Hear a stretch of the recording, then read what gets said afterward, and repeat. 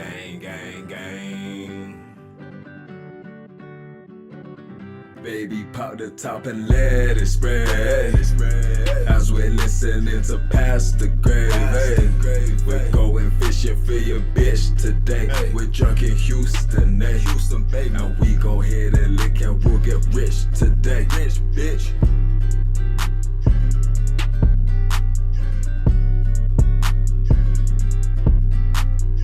Gravy, gravy, gravy, gang! Happy Gravy Day, everybody. It's Past Gravy, episode 554.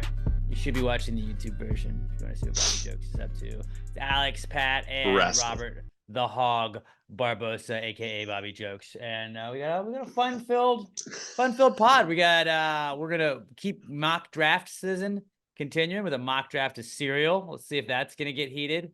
And we're gonna tell you about all kinds of cool stuff and answer some questions, wrap things up. But let's start with the Precome segment. And last week on the Precome segment, I came up with some new slang words, and I just wanted to point out the amount of people that have said they've used Quaker's dozen in the last week is a lot. So three to me, or two. It was either 2 or 3 different people brought it up to me at work. Quaker's dozen, yeah. Because they heard you talking about it on the morning show too, and they were like, "Dude, Quakers does it. That's great." And I was like, "Yeah, I still don't know what the fuck it means." No, it just means like I got the wrong order, but I don't want to send it back. I literally could not remember what we decided. Back. My wife was today. She was like, "I was in a Quaker's dozen. They gave me the wrong order for it." I was like, "Whatever. Who cares? Still got Whataburger. Shout out to Whataburger. Shout out. So I came up with a new word that I wanted to introduce you guys this week. And this was actually, I was saying indigenous people, and I mispronounced it and said Indungeness people. And then I just want to make that a thing. Indungenous people.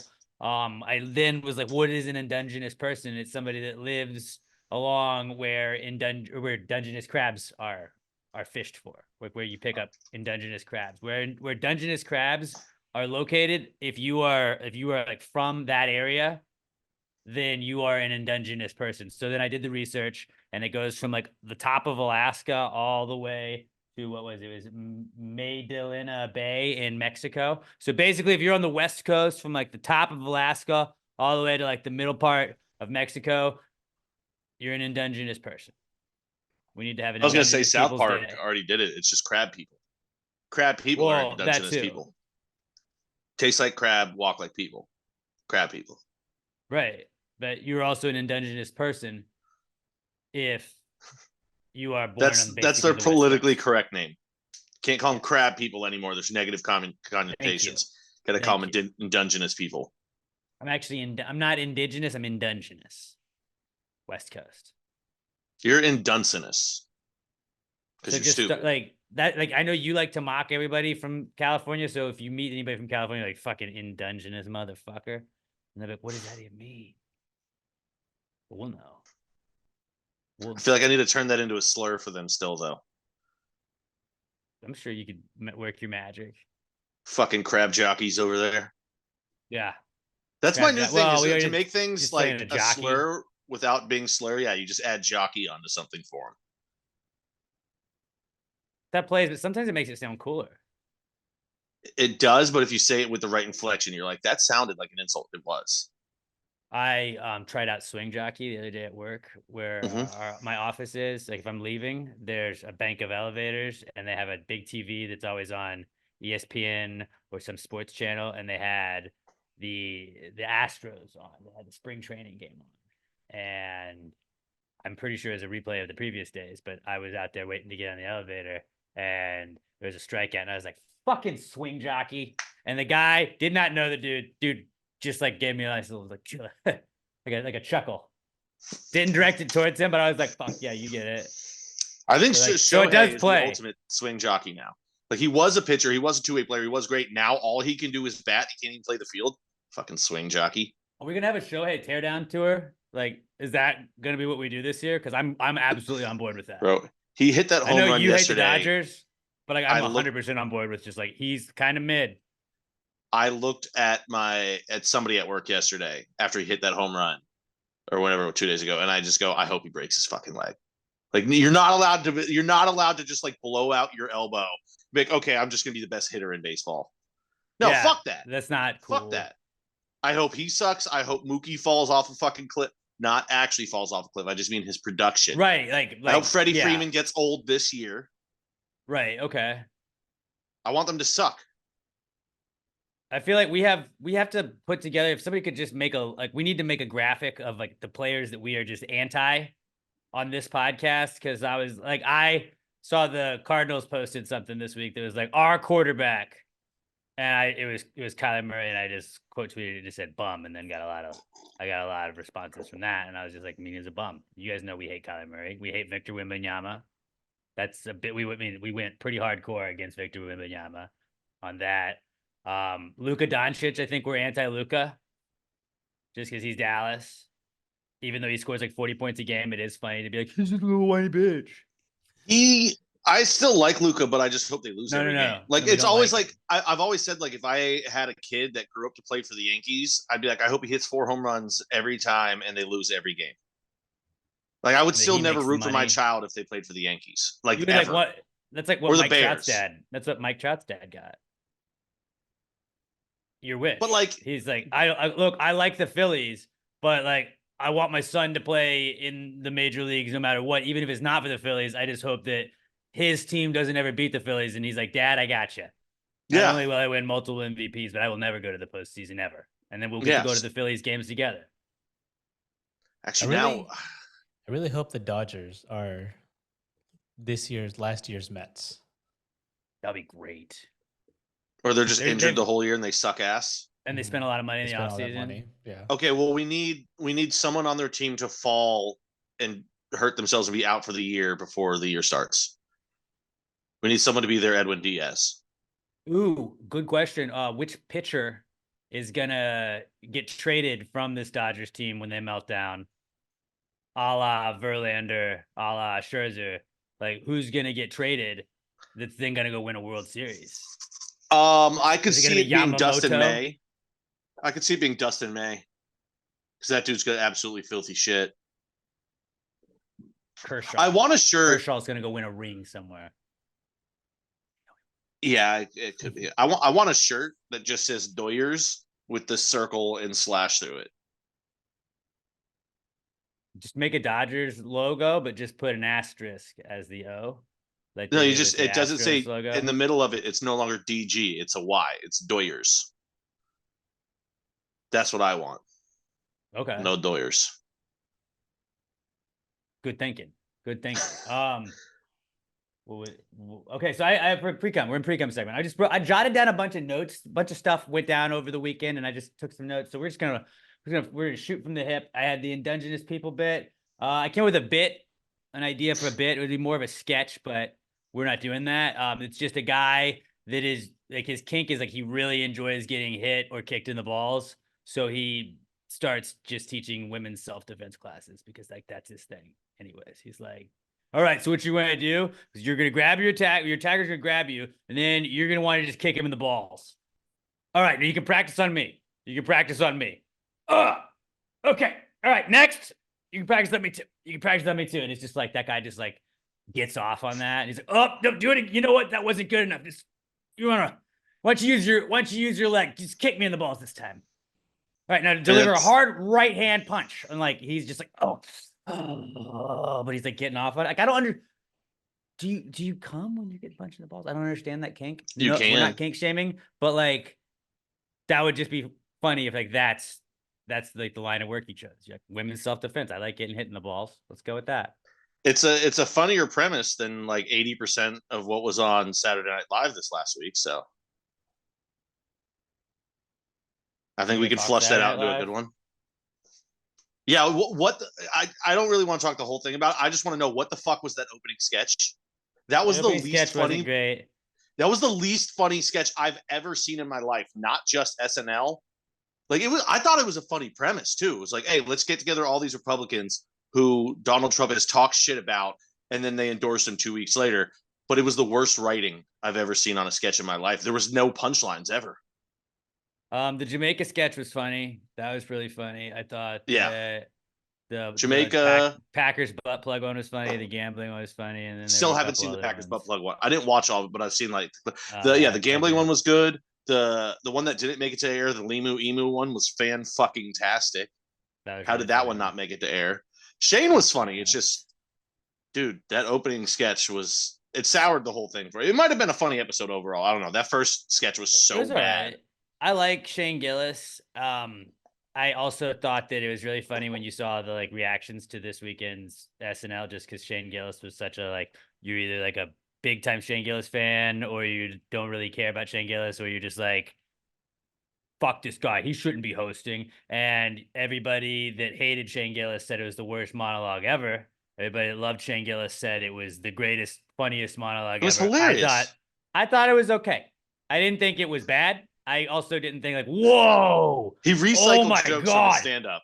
He did recycle jokes. He like basically did his bit. He did his whole, like all of his bits. And I understand you're gonna do some of that, but I was like, no, that wasn't the funniest monologue of all time, guys. No, it wasn't. It was but it was really funny. Of all time. It's just funny when like the biases you see on either side. You're like, no, I know where you stand. I know where you stand on this. But yeah, SNL happened. That was another thing. My bit idea. That was just guy that gets off on getting hit in the balls teaches self-defense. They could do that this week. They've got Sydney Sweeney on. Oh yeah. So this will probably be the highest rated one they've had in a long time. I'm probably going to watch, two of the higher rated weeks, I would guess. Another thing that I wanted to bring up, and this is a very big milestone in my life that I realized that I've made it to. I was going to the rodeo on Friday, and my wife went with me. We were going to the rodeo cook-off. As we were walking in to the stadium, I don't know what made my wife say this, but she was like, I feel like our heroin window is closed.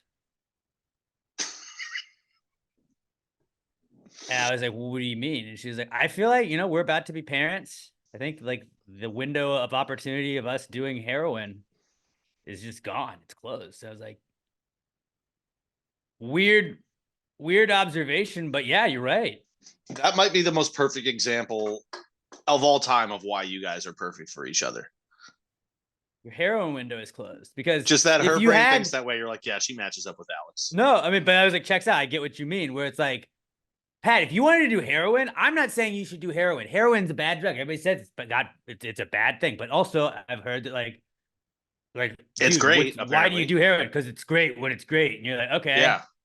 I'm not. I feel like I should do heroin before I do heroin, but probably. I mean, I don't want to tell anybody how to do anything. There's stages. But we're not a pro heroin podcast. I'm a pro you do you podcast. But yeah, but going from weed to heroin is like going from high school baseball immediately to the World Series. Like, well, I gotta at least try coke and mushrooms before I get up to that level. Oh yeah, for you, that's I get that, but I just meant like heroin is where it's like that always sounded like that'd be crazy just one time to do heroin. Now you can't do that. Like when you're a parent, you can't just tie off and do heroin real fast. Not unless you live in a trailer. You just gotta, yeah. I mean, like it's like an executive decision you kind of make. You're like, I'm gonna raise a child. I probably can't be doing heroin anymore. So like that, like officially off the market for heroin ever. Like. Wasn't really ever in it, but like if Robert was like, dude, Alex, what a great show we just did, the 600th episode. Why don't we tie off and do a little H? And I'd be like, Bobby Blacktar over here? And he's like, don't worry, it's gonna feel great. You're gonna love it. You're gonna love it once you tie off. Once it hits, you're just gonna love it. I'm like, I don't have a kid or anything. Okay, all right, I'd probably do it. I'd probably give in. Just like, if Robert really wanted me to, okay. But now with a child, I'd be like, no, I have a daughter. I can't. I have a daughter on the way. I can't be doing heroin with you. I'm sorry. I will say, but I can't.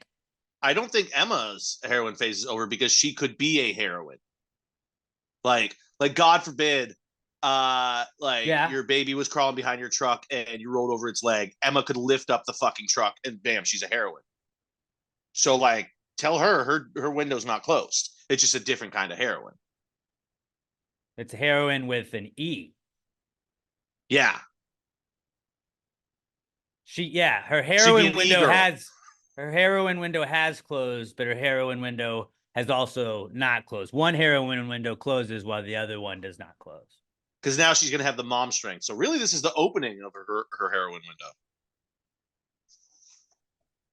And dude, Yeah. you're about to get your dad reflexes. That's gonna be so sick. I know, dad's strength. Well, it's mom's strength, but it's dad because dads are Oh, always the ones that like the baby you falls get off dad's something and you strength. reach out and catch it. You get dad's strength too. Like I'll probably be able to lift a car pretty soon. Like 3 months. I don't know. Sounds- I definitely see Emma lifting a car before you. Probably together we could lift a car For sure. after we're official. I mean, the power of love, baby. They wrote a whole song about the power of love. Yeah, not doing heroin, parent strength, and love. That's all it takes. You can lift a car. Not that hard. We gotta lift weights. You guys are gonna be sick parents. You're gonna be real cool. Hope so. That's the dream, buddy. I just don't know if you'll ever be able to say no to your daughter. That's the problem. You're gonna force Emma to be the mean mom, and she shouldn't. She should be the cool mom. I've thought about that, but yeah. Do you love your wife enough to be the mean parent so that she can be nice, or are you just like, no, I'm gonna be the favorite? I do love her to where I feel like I'm gonna have to be the mean parent, but it's gonna kill me. It's gonna kill me initially. Yeah. Maybe like I wait 5 years before I do that. Maybe like anytime, because I've got no problem being mean to kids. When you need to discipline your daughter, just call me and I'll come over. I'll be like, fucking cut it out. I'll yell at your kid for you. I want Robert to actually be in charge of the disciplining of my child. He'll just be like, There's hey, no way he can do it. Don't do that. You Robert's are getting out of knock it off, and I'm serious. You can see me pointing my fingers because I'm serious. I'm sorry I had to raise my voice, but stop it. Robert's gonna treat your daughter exactly like he treats Wheezy. Like he's gonna meet her and be like, "Oh, hello," and just like pat your daughter on the head. Robert, that's a soft spot. Stop touching it. I do. I don't want to be that person. Like, do you want to hold her? Do you want to hold her? I think that's the weirdest. Like interaction. I don't hold kids until they can walk. That's my rule. Well, I just feel weird. I feel like I'm gonna drop the baby. I'm always like, I'm going to absolutely drop this child. Maybe when I have my own child that I can hold, I won't feel as awkward. But like, I don't ever want to be that person. You want to hold her, Robert? And you're like, not really, but I guess I don't want to be awkward. So okay, I'm in a Quaker's Dozen situation. I got to just do it. Or if I'm sitting on a couch, I had a baby thrust upon me one time like that, which made me break my no holding until walking rule. I was not happy about it, but I was like, okay, well, at least I can't drop it while sitting on the couch. I've told people no. They ask me like, "Oh, do you want to hold a baby?" I'm like, "No." No. I always try and stay at a distance. Do you want your child to ride the regular bus? Okay, well then don't hand it to me, because I will drop your baby. Yeah, heroin window is closed, and then I came up with a would you rather that I wanted to throw to you guys because I have that Patriots Dynasty documentary is on Apple Plus. I watched some of that. It's all right. I haven't finished it yet, but it just got me to think like the Patriots were an absolute dynasty. They won a fuckload of Super Bowls. Would you rather have a Patriots like dynasty, but like you get that and then that's it? Like they're not like that's the run. It's over.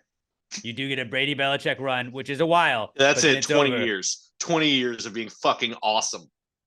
It probably won't be anything like the Patriots, though. There's probably never going to be dominant 20-year run in the history of fucking football. Right. There's probably never going to be another run like that. But like if you gave it in like a 10-year window, like you get that, and your team's just an absolute dynasty. Maybe like what the Chiefs are doing, like they're an absolute dynasty. Or would you rather just be guaranteed a title every 5 years? Every 5 or 6 years, you're guaranteed a title, but then like some of the years you don't win the title, like it may not be fun. The only reason this isn't the dumbest question I've ever heard is I might only have 20 years left. But for normal people, it's every 5. So I get, 6 in 20 years. Right. Or every 5 years until I die. So I'm getting, however you want to count it, 1 or 2 every decade. I will take 1 or 2 every decade with some bad years mixed in. I mean, it's twice a decade. I'm super fucking happy. That's more. I've had twice in 30 years, dude. I've had 2 in 30 years, and I've already had one of the sickest sports runs you can ever have as a Packer fan. Like every year we're in it. We've had one bad year where we had the number 5 overall pick. Other than that, and I think in 20 or 30 years, the Packers missed the playoffs for like 4 times. That's a pretty sick fucking run, dude. Pretty good run. I was talking to, it was a Patriots fan and a Chiefs fan. They were talking with me and they were like, yeah, just like we're dynasties. And I was like, right. But like, wouldn't you rather? Like, would you rather have what you have right now? Which I get it, it's awesome now. But the Giants won my senior year of high school, and then 4 years later they won my senior year of college, and it was fucking awesome. I had like different groups I was with each time, so you got to be like, haha, fuck you, you gave me shit for 4 years. But then also like, you got to remember how sick it was 4 years before you. Oh, this is the best, isn't it? And like, if you already are in that, like, yeah, you're just gonna get cocky. But then then you just become hate. Like, people just start hating on you after a while. Like, remember the San Francisco Giants when they were winning like every other year? I felt like they weren't hated as much as a lot of dynasty teams. Because they were like, well, they don't win every year. They win every other year. 3-5 is a dynasty. It is a dynasty, but like, for some reason, it's just not a prolonged dynasty. That's what was crazy about the Patriots. Is a dynasty is usually clumped into 5 years. They did it for 4 times that length, and the dynasty just kept going. But you would rather have like once every 5 years. Think about it, Alex. Do you wish that's the New York Giants? This year's your last chance? By your current rules, that would mean you're guaranteed one with Danny this year. Yeah, don't you wish you could get one with Danny? 1,000,000%. Yeah, but it's unfortunately the Danny era is probably over after this year. What I would give for Daniel Jones to win a Super Bowl with the Giants. Just can you imagine being able to love multiple quarterbacks in your life? I've done it. You had Eli. The victory lap I would do. Can you imagine how obnoxious I would be, Pat? All the hate. Oh wow, you didn't think? Oh, was that Daniel Jones? Was that? Can you imagine? Because also, if I don't want to get my hopes up. I don't want to get. If you're winning 2 every 10 years, that means you basically go from dynasty or like franchise quarterback to franchise quarterback for the rest of your life without missing any. Now, there might be some years where like he retires and you go like 6 years without one, and the one guy didn't pan out. But if you're winning basically 2 every decade, that means you're just finding Hall of Fame quarterback after Hall of Fame quarterback until you die. That's joy that you can't buy. Like you know, of course you want like a healthy family and enriching friendships and love and all that stuff. But if you can't find any of those things, having a great sports team is basically the happiest you can be in life. If your team is really, really good or like the best, just the rest of your life can suck. The rest of your life can fucking suck. Think about it. I haven't killed myself. Yeah. The Packers have given me fulfillment in my life. Yeah. Nobody loves me. I've got pretty good sports. Robert, you agree with me? You agree with us then? You would go every 5, 6? Yeah, I still have a lot of life left. And so the dynasty started now and it stopped when I was, 40, 45, whatever. That's true. Like if you died halfway through a dynasty, that would be the worst. The last half of your life just sucks. Yeah. And sports aren't fun anymore. Can you imagine that sports not being fun? But would you rather die when your team is like, if your team wins the championship and then like, you're going to die that year? Or would you rather like your team is not the champion, so you don't have to die while your team's the champion? Because I kind of would be like, I could go out with, I'd love to go out of the champ. I mean, I would too. And you're also adding no more bills. So that's just another plus. Yeah. It's like another championship in itself. All right. Good question. What'd you guys bring in for the Precome segment? Have you guys ever seen the movie The Other Guys? No, wait. The Nice Guys. The Nice Guys. The Nice Guys is phenomenal. It's a criminally underrated movie. I saw that movie earlier this week. I agree with you, Pat. It is really good. Do you know what one he's talking about, Alex? With Russell Crowe. Okay, yeah. Ryan Other Guys Gosling. I was thinking the Will Ferrell one. Yeah. Other Guys. I confuse them. Also, both great movies. Mm-hmm. Both great, but the Nice Guys is actually probably even better than The Other Guys, which is saying something because The Other Guys is phenomenal. The Other Guys is great. I want anyone who's ever seen it, you just sit there and you go, well, I need more movies with Ryan Gosling and Russell Crowe together because their chemistry is it's really good. So good. And Ryan they've Gosling been kicking around. Surprisingly, really funny in it. They have both talked about wanting to make a sequel multiple times since it's come out. Yeah. I looked at that too because I started going down the rabbit hole after watching it, but it didn't perform well. So I'm not sure that a sequel is likely. Well, it didn't in theaters, but it was one of those ones that after it got out of theaters and everyone started watching it through like rentals and shit, everyone realized, oh, fuck, this is amazing. Yeah. It's on Netflix right now. No, but it could be like a Netflix, like if they did a sequel, maybe not in theaters. But that's the thing. it could work because they do big budget movies like that now through streamers. Not everything has to go into theaters. If you get one of the streaming services to just throw the bag at you so you get your money regardless on it, then fuck. Mm-hmm.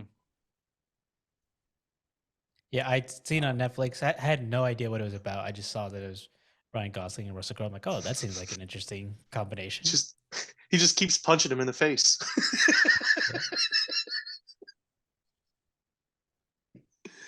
It's really so good. I goddamn recommend funny. it. Go watch it if you haven't. What the fuck are you thinking? What about you, Pat? All right. So I had a thought today. And I guess this is really just for Alex and anybody who's married that wants to chime in, come for it. It especially works for you, though, because you wake up so early in the morning. What do you do when you just wake up horny as fucking shit? Like, you're not going to wake up your wife that early. Do you just go to the bathroom and beat it? Or do you just crank one in the bed next to her? Like, because you know there's days where you wake up and you got it. Like, you can't get to work before you come. You got to come. I mean, I know this is a weird question to ask you specifically and put you on the spot for, but it's also just to married guys. What do you do in that situation? I mean, I typically have like I got to get the fuck out when I wake up. So I don't really. You don't even have enough to. Oh, you are. You That's just not have like a weird in my schedule. routine. So like I set my routine so I can sleep the latest I possibly can because I do get up so early. So like, you're I a don't night really shower guy? I can do morning showers too, but it's like I real mean, I fast. guess that's really the answer. You just crank one in the shower, but Yeah, but I don't because I brush my teeth in the shower. you've got two hands. It's not as easy as you think. It's really. I'd say that's more difficult than like rubbing your stomach and patting your head. Like doing a good job of brushing your teeth and jerking off. Like Try to move your hand left to right while your other hand back and forth. That's. I can't. I'm trying to. See, it's hurting your brain right now, and you're trying to just think about it. Yeah, no, because then your other hand just starts punching. Yeah. I challenge everyone. Stop what you're doing right now. Everyone who's listening, try and beat off or mimic beating off while brushing your teeth. Bet you can't. Sometimes when you just look at your phone, if you're trying to like scroll or do anything on your phone and you're brushing your teeth, it's very difficult.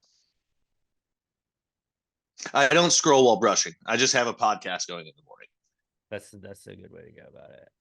But yeah, I don't have that. Like, that's not in my morning routine. You don't have time. I mean, sometimes on like a weekend, you just wake up, see what mama's doing. Well, the weekend's different. You don't have anywhere to be in the morning. That's what I'm saying. More in a situation where like you can't wake her up. Yeah, I guess you would just go to the shower probably. I guess it would just be shower. Yeah. Robert. But I just want to hear from one married guy that's like, I just jack off in bed next to her. I don't give a shit. We're married. What's she gonna do? Leave me? Well, you can roll over and help. Yeah, I don't know. I didn't even ask Bobby because one, they're not married, and also just Bobby wouldn't give us an honest answer anyway.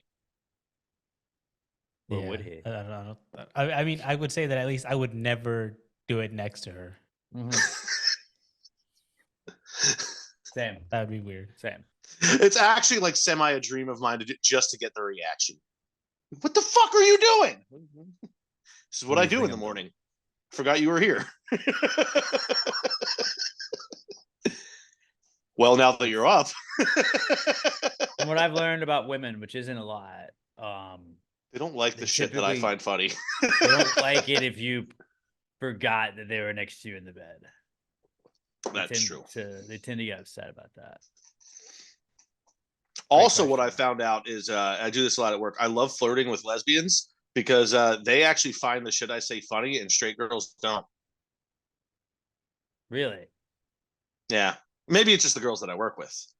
But so like if you were like trying to summarize like Pat, you're like, he's got great lesbian humor. Yeah. Well, I think it's more so just that like flirting is funny when there's absolutely zero sexual chemistry or tension that goes with it. Like, you know what? I guess it's kind of the same thing as when you just flirt with your boys. Yeah. Because I love flirting with the boys. I smooch the boys. Yeah, we talked about it last week. I remember. Yeah. Got some numbies on the podcast. A lot of dudes a little Phil Leotardo with their feelings. No, don't get me wrong. There's some dudes in my group that I would are never not do that. okay with like, that. Okay, buddy. But if you don't at least flirt with your friends, like, what are you doing? The dudes that rushed in to like be like, I don't, me and my boys, we're not smooching. What are you talking about? I don't flirt with my boys. Friends like that.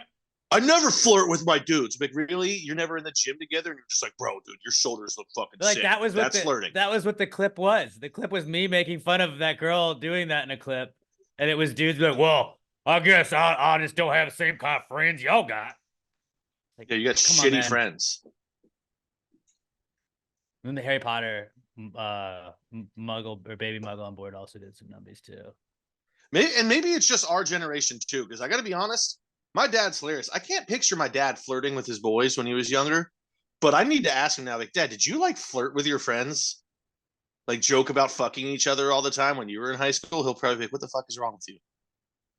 I would do that, yeah. But also, actually, no, I've seen the way my dad acts with my uncles. He definitely used to flirt with his friends. There's no fucking way he didn't. Everybody flirts with their friends. A little friendly flirting. A little friendly flirting right there. Is that it? Yeah, I got nothing else for this. Oh no, I wrote down restless legs. I got restless leg syndrome. Like, do you, or did you self-diagnose? Self-diagnosed. But like there 2 you years go. this week, I just could not stop moving my legs, and it was the most frustrating thing in the world. Probably should have jacked off. Calm you down a little bit. No, it wasn't that. Let me see if I can rest my penis first. But yeah, just I had like you just continuously have the urge to like stretch your legs out, and so then I'll like stretch my legs out, and I was laying down on the couch when it first started happening, and then it was in the bed, and it was like it just wouldn't go away, and I kept just being like, I gotta just stand up and walk around, and you just want to like stretch your leg out more, and it, like I could not stop. That's one of the best feelings when you got clean sheets and you get into bed and you just want to stretch your legs over and over just because this is so nice. And you're just like, stretching your legs in bed for like 30 minutes. It's great. You're doing the stretch and there's no relief to it. It's not that there isn't relief. It's just that you keep going because it feels good. Restless. And then you wake up, you pass out, you don't even realize. But yeah, I'm sorry, bud. But yeah, that was the Precome segment, guys. Let's move on to the Comeback Kids segment, brought to you by the Pass the Gravy merch store. Go to passthegravy.merch.com. It is St. Patty's Day right around the corner. And if you order this week at passthegravy.merch.com, passthegravy.merch.com, you're going to get all of your stuff guaranteed delivered by St. Patty's Day so you can rock our new Pass the Gravy. I wish I was listening to Pass the Gravy shirt. We have the Pass the Gravy 4-leaf clover. It's not a 4-leaf clover. It's just a green Irish clover. It's got the PTG logo in it. We got the white dad hat, and we also have the trucker hat with the green mesh on the back. We have a bunch of other stuff along with our St. Patty's Day gear. We got the new tie-dye Pass the Gravy hats, the new Pass the Gravy dad hats. It says Pass the Gravy podcast on it. It doesn't just have the logo anymore. We have the PTG Icy shirts, the Jaws, the It's April Fool's Somewhere shirts, the PTG TV shirts, the Thank You Bag shirts, the shorts. I ordered the shorts last week. Cannot wait for the shorts to get in.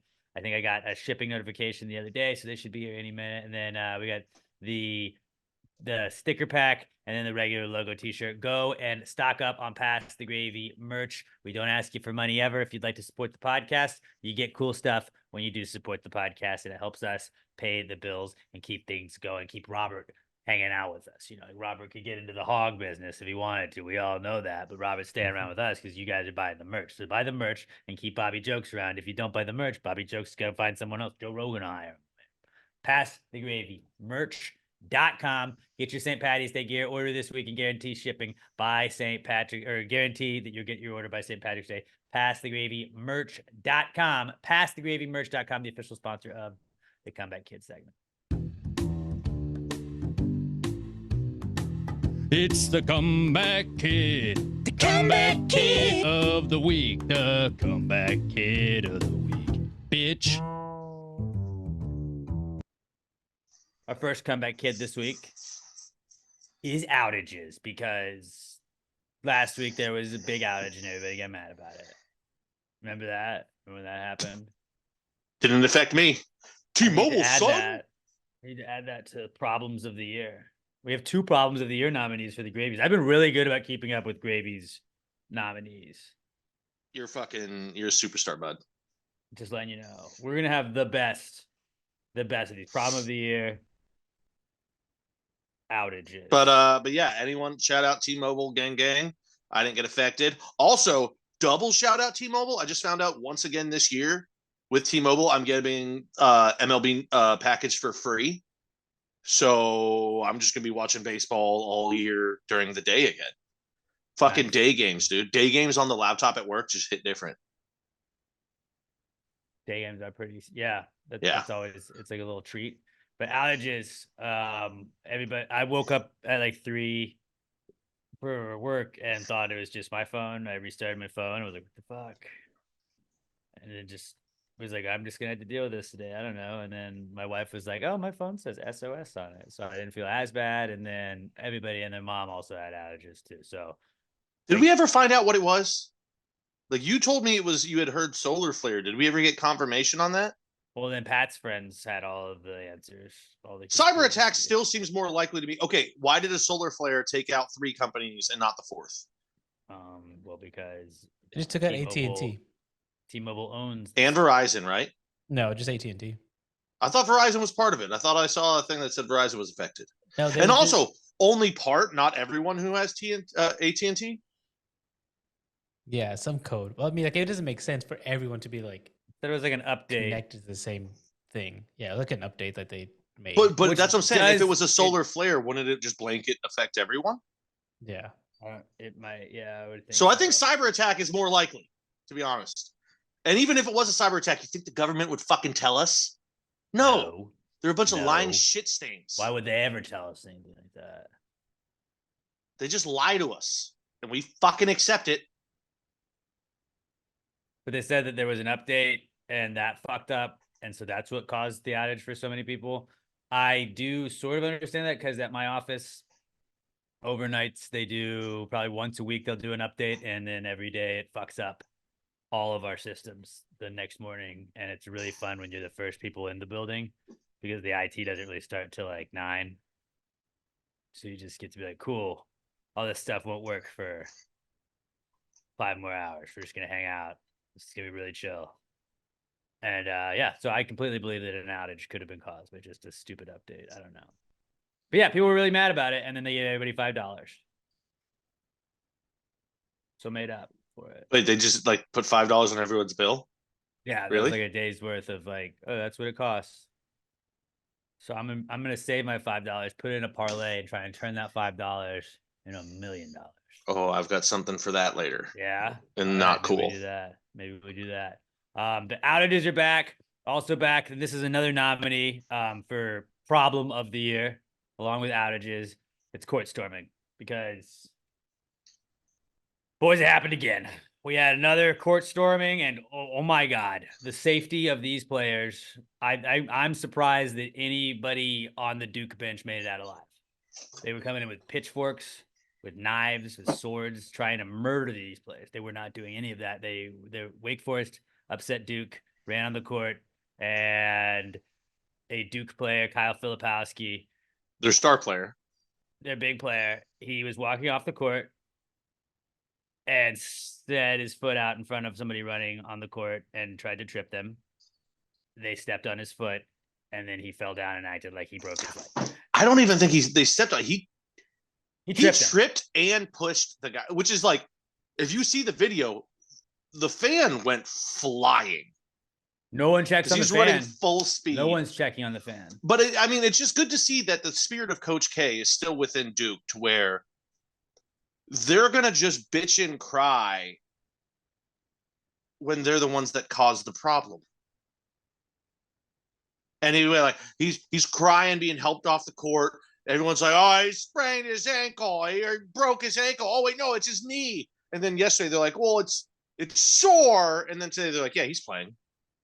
No way.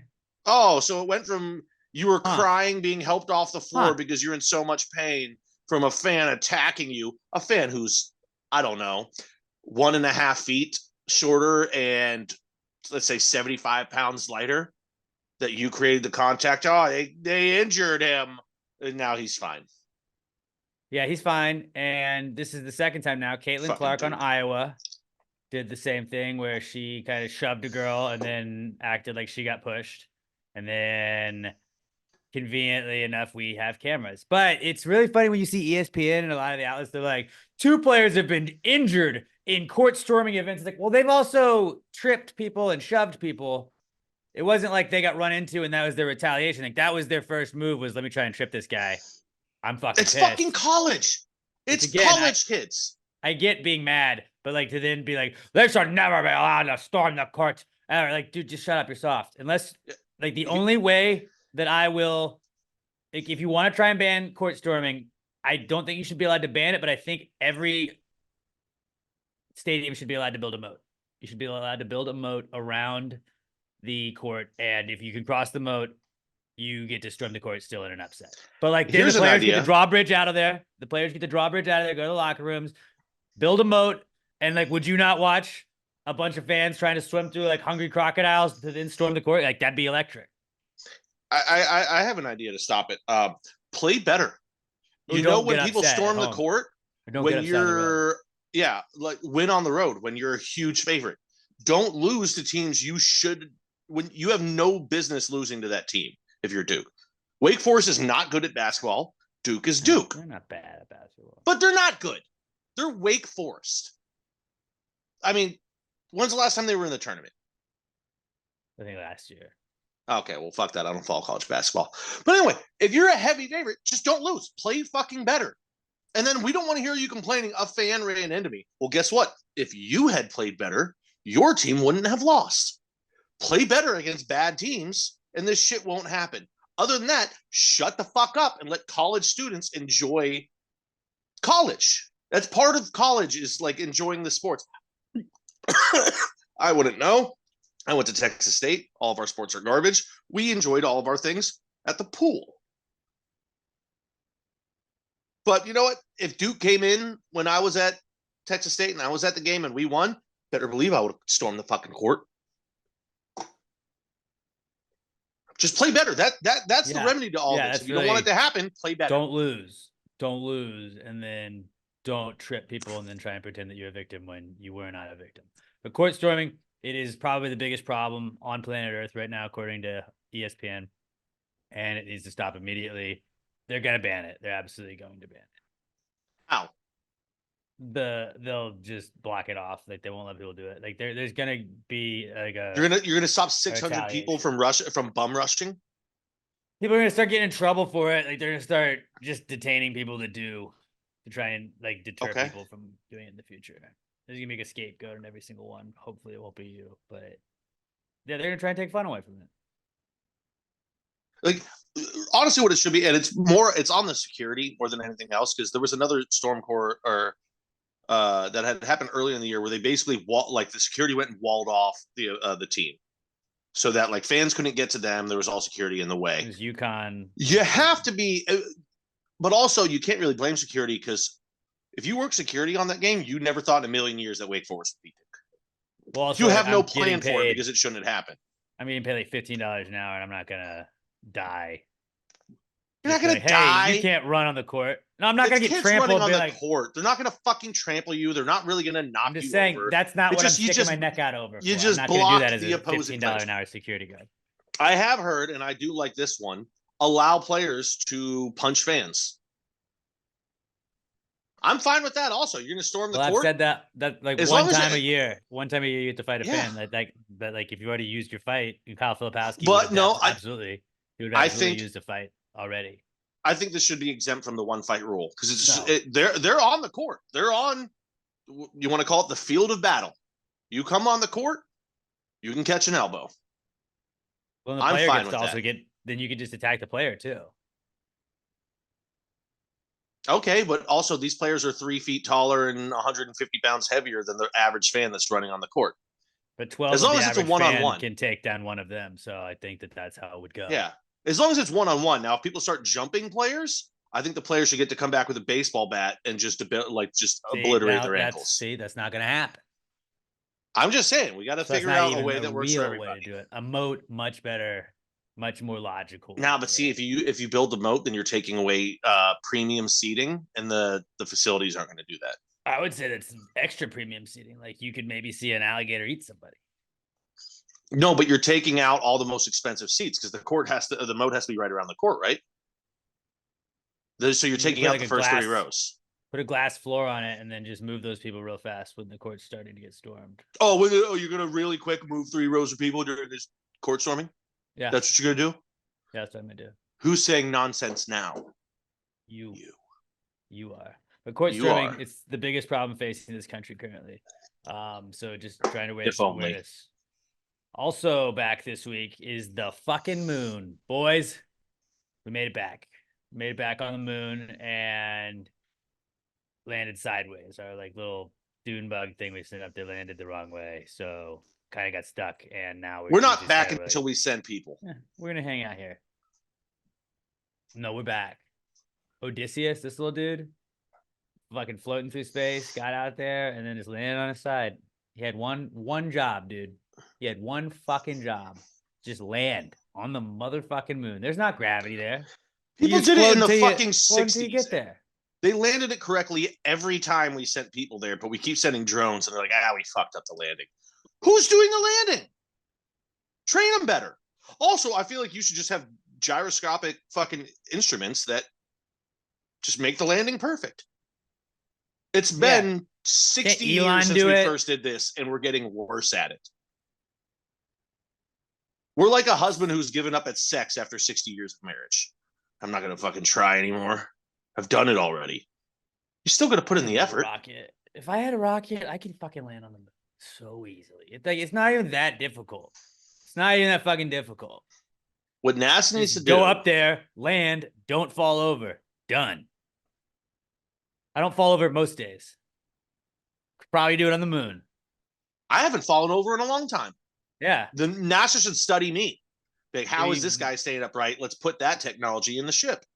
It's the Pat 2024 model we're gonna send to the moon next. You know what it probably is? It's because we're having nerds try and fucking do the landing.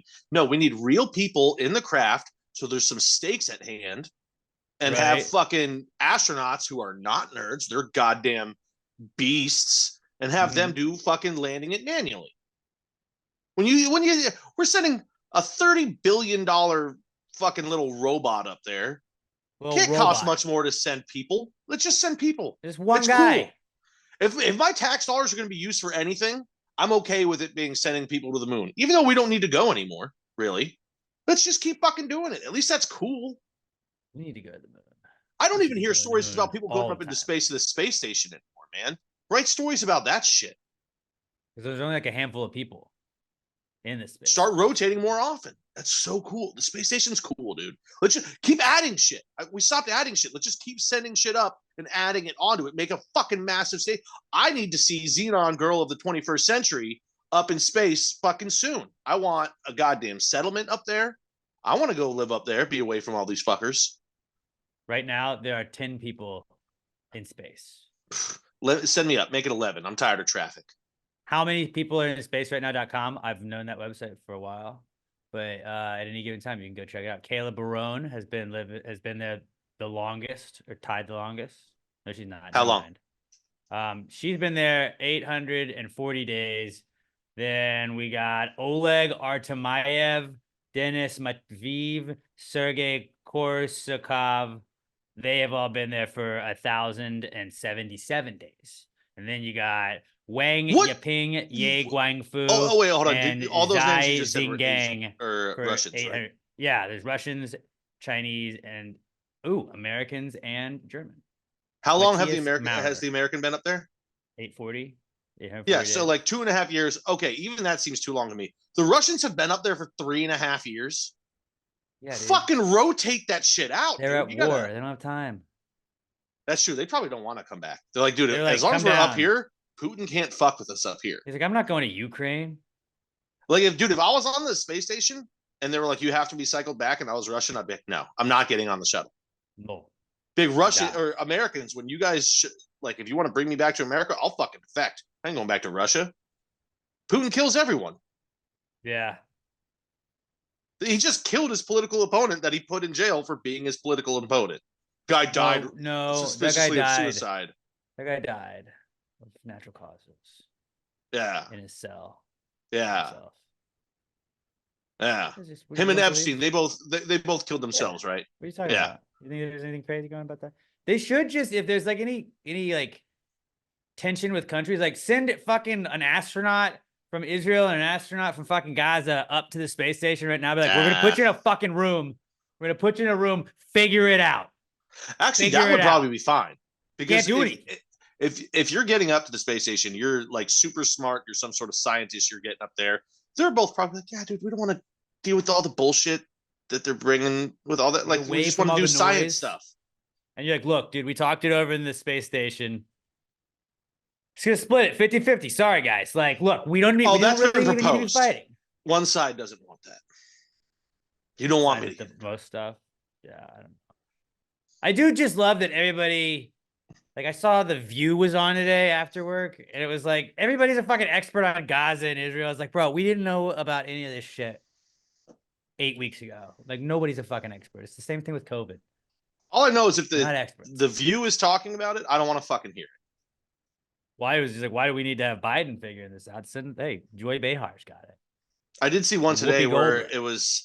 it was like a town hall somewhere in England, and somebody like crashed it protesting. It was like, why haven't you guys passed a resolution for a ceasefire? And one of the guys turns and goes, because this is, I don't know, whatever England? fucking town. Not, yeah, you go, I don't know the name of the town. Let's say it was Johnny. He's like, this is Johnny, not Gaza. And he went to like push the woman out of the fucking room. I was like, that's awesome. It's the dumbest shit ever. Yeah. Doesn't Yeah. affect me. I don't give a shit. But yeah, I there's barely 10 people care in about the space. things that do affect me. 10 people in space, the moon's back, and I think that we do need to be on the moon all the time. Like, we just need to like, we have the International Space Station. Let's just fucking make a zip tie to the fucking moon. We can have people there easily. Like, oh, you want me to just zip back up to the space station? Done. I mean, I don't know how far the space station is from the moon, but like, if it can much see much Earth, too far for that. it's not that far. It's like millions of miles. No, it's not. It's looking at the Earth. If you can see the Earth, you can probably see the moon. It doesn't seem that difficult. Something throwing out there. But we need to be going to the moon more often and maybe landing. Oh, you're if right. It's needed. not millions, but from the Earth to the moon, it is 238,900 miles. Yeah, in regular miles, not when you're using hyperdrive. In the ISS, let's see how far. I like calling it the ISS. Sounds like we know what we're talking about. Yeah, dude. I remember I had an ISS fucking sticker that went on my binder in elementary school when that shit first went up, dude. I was in ISS in school a couple times.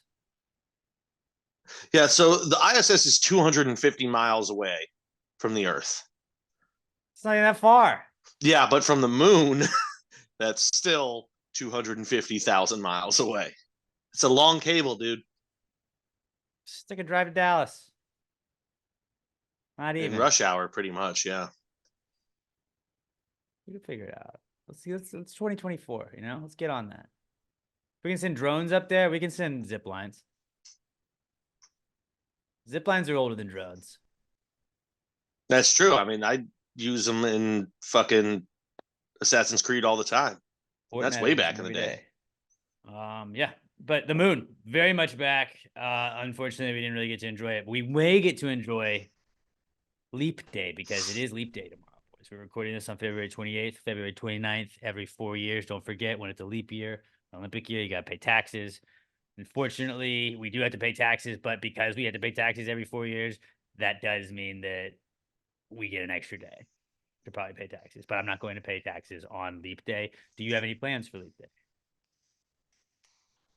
What is it, Thursday? I'm gonna come home and I'm gonna watch the combine. NFL combine also They back. leap sometimes in the combine. I know Robert's gonna be celebrating on Friday. That'll be March. Well, yeah, that's why Robert will be celebrating. His least favorite month will be over. Fucking racist. I didn't realize where you were going with it. What is he? No, because remember, he doesn't hate on other people's months. He had Manuary. Mm-hmm. We respect all months. Well, we don't. I can't speak for Robert. Robert does. Robert abides by the code. Then how come I haven't heard him say it? Oh, Robert, did you not wish everybody a happy Black History Month? Yeah, I did. Yeah. Oh, see, he still won't say it. He still won't say Just it. say it. Just On do my it. on right my now. close Just friends thing on do the cover Instagram. faces. So I guess that you guys didn't see that. Robert did it just like David Guetta did during the pandemic. When David Shout out to Guetta, Michael. I almost said Michael Floyd. David That's a Guetta former was Notre like, Dame wide I receiver. don't remember what he was even DJing for, but he was DJing for something, and he was like, "And I just wish that we could all be unified together in the world and I believe he America." actually said, "Shout out R.I.P. George Floyd and George R.I.P. Floyd's family." George Floyd and your family, and there's like and then Martin Luther King like, I have a dream. I forgot that he remixed MLK into the fucking song. I have a dream. The one that Let's have a European fucking teach us how to end racism. You know, they've only had that written around every soccer game ever. just if you want, like, treat this as a halftime. Pause the pod right now after I give you your instructions. Go to YouTube and type in David Guetta, probably George Floyd. David Guetta and racism, something like that. Just Google any of those things. You'll find it. David Guetta, George Floyd, right? You might pee. Well, make sure you pee before you watch it because you might piss your pants. You'll laugh so hard. Yeah. David Guetta ID tribute to George Floyd on YouTube. And it was The like, only time a DJ was funnier was that one guy that told everyone to relax their anus. I think that was funnier than like, wait, hold on. Are you just dropping the bass? You drop the bass is dropping after the MO. Okay. What are we doing here? That was such a weird thing. And we're good. Like, I really hope that we hold people to the fire more as we look back at COVID. We're like, hey, remember when you guys all the famous people sang Imagine, and they were like, the rest of the world's gonna get a kick out of this, and they're really gonna be unified because we sang Imagine from the Beatles. And then we were just like, what the fuck was that shit, guys? What are y'all doing? Oh, good. We have rich actors telling us to be nice to each other. Oh, that's so great. Hey, just stay alone, boys and girls. We're all alone in this together. It's like, yeah, Blake Shelton, but you got a fucking mansion and a 1-bedroom apartment. Yeah. A little different. I can't leave and go to work, but you have 2 basketball courts and a tennis court on the grounds of your home. It's a little bit different for us. Shout out George Floyd. If only he had relaxed his anus. David Guetta and Kylie Jenner ended racism. I still can't believe they pulled that commercial. That commercial was hilarious. That was the funniest fucking commercial I've ever seen. Oh, all we needed was Pepsi? Thanks. I want to just try like that. Hey, new sketch idea, new bit idea. Just be the guy that just tries to do just do that. Like, hey, what if we just used every commercial we pitch to solve racism? Okay. How? We tried it with Pepsi. Whataburger.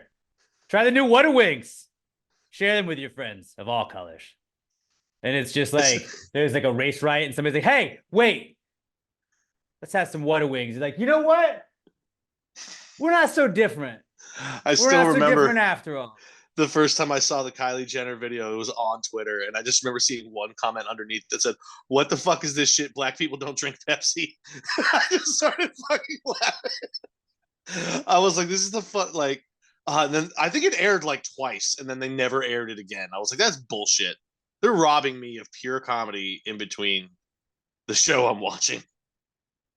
One of the it is incredibly cringy, but one of the just funniest forms of comedy unintentionally is just somebody that has lived a very white privileged sheltered life that has never really dealt with anybody of color when it's like this is my solution of how we're going to end racism.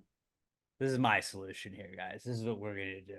And I remember there was somebody who was like a mother's letter to, it was not George Floyd, but it was somebody else. It was just like, I would have hugged you. Oh, I would have done this. And it was like, what are you fucking? It was to Putin, wasn't it?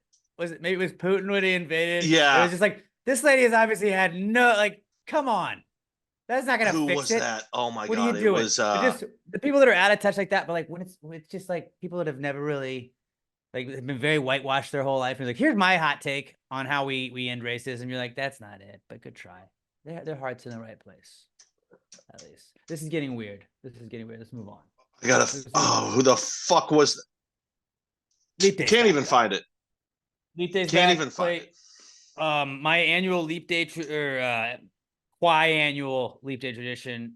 You go find a frog, Annalyn play McCord. leapfrog with it, and then I play a game of Frogger, and then that's about it. That's all I do. So don't forget to play Frogger today Ooh, if you're listening so on Leap Day, and then go find a frog. Play Leap I Day. don't know if you already have this planned. Maybe you should have some sort of Alex Online Frogger type game ready for Leap Day. Good call. Yeah, I'll definitely do that. That's an easy way. Yeah. Or what were those? You remember Check those that little plastic toys that we had? It was like little frogs, and you like press down on it, and it would like flip up. Jump, You know what yeah. I'm talking? Yeah, Those things were fucking sick. those are pretty cool. Wish I knew what they were. I would totally spend money on that.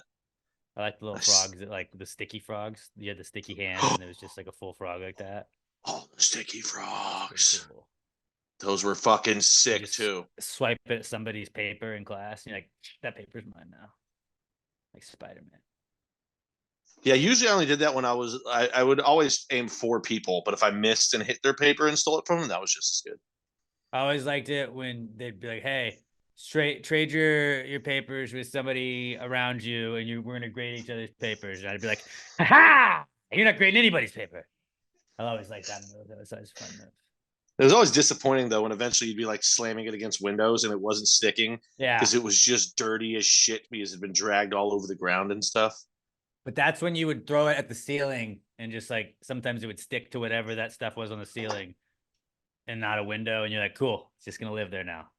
I was thinking about this yesterday. How did teachers just let us throw pencils into the ceiling? Like they didn't give a fuck? I didn't want us throwing them at them. Okay, that makes sense. I mean, I guess anything that would make me shut up and not disrupt class, I guess teachers were okay with. Yeah.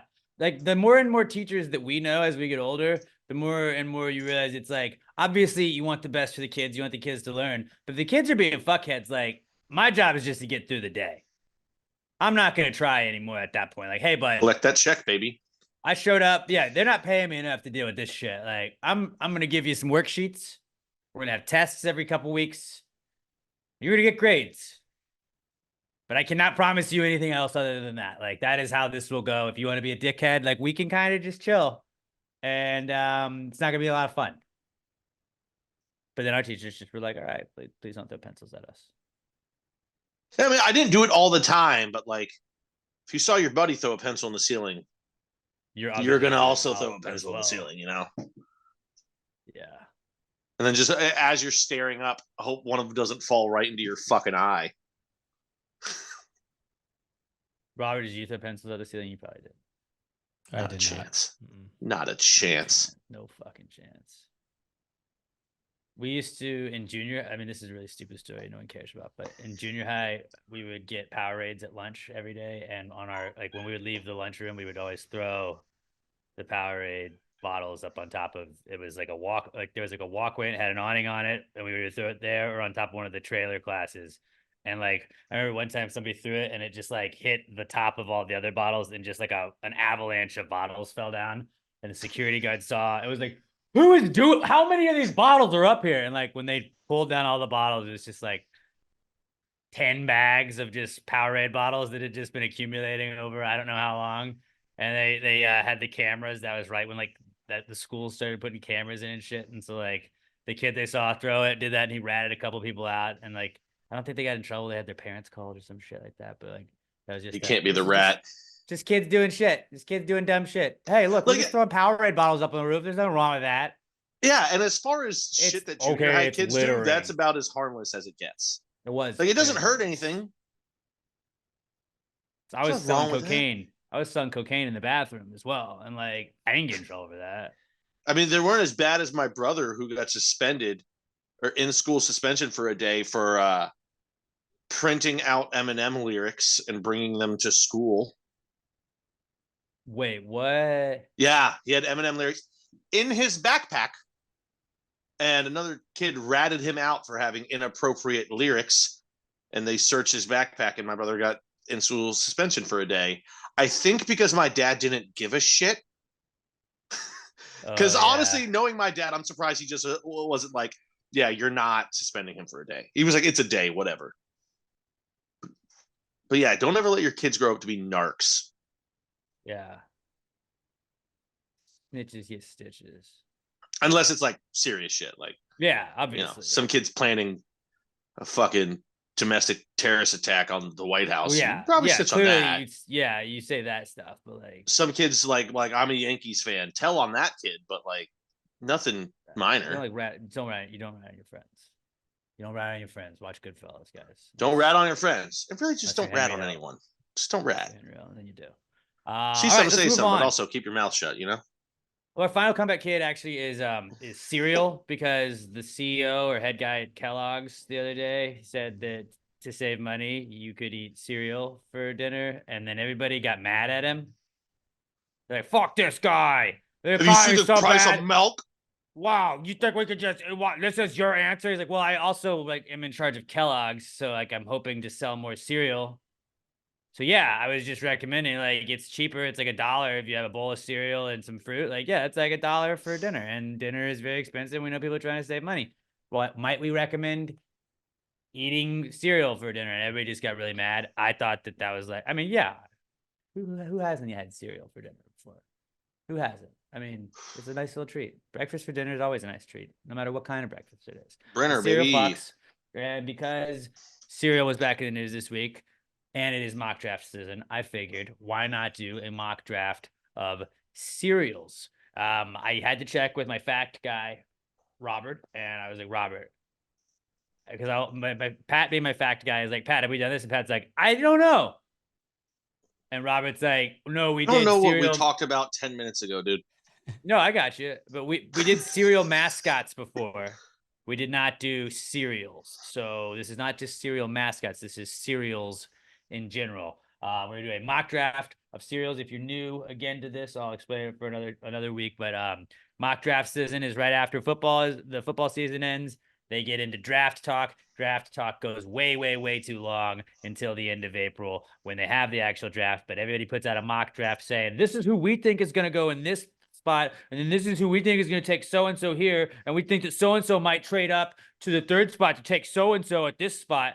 And all that has to happen to ruin a mock draft is one thing to change, and it always does.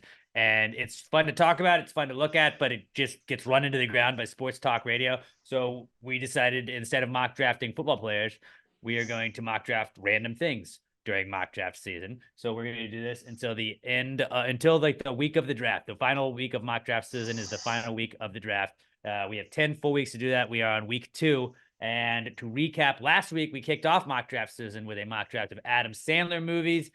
I ended up coming out on top in that one. I had 63% of the vote. Pat was in second place with 20%, and Robert was in third with 17% of the vote. I do think that the new method we have last week, I think that's better than it going all week. Do you guys agree with me? I also did win, so I may be biased, but Thursday at 3:00, the poll going up, and the poll ending at 5:00 on Friday. We know who the winner is. Wait, did we used to do all week, or did we only do one? We used to post it on Friday. It used to be Friday afternoon at 1, and then it would be up until Sunday. 1 week probably is better, because if a lot of people are like me, it's you don't remember to check shit, and then you check it 3 days later.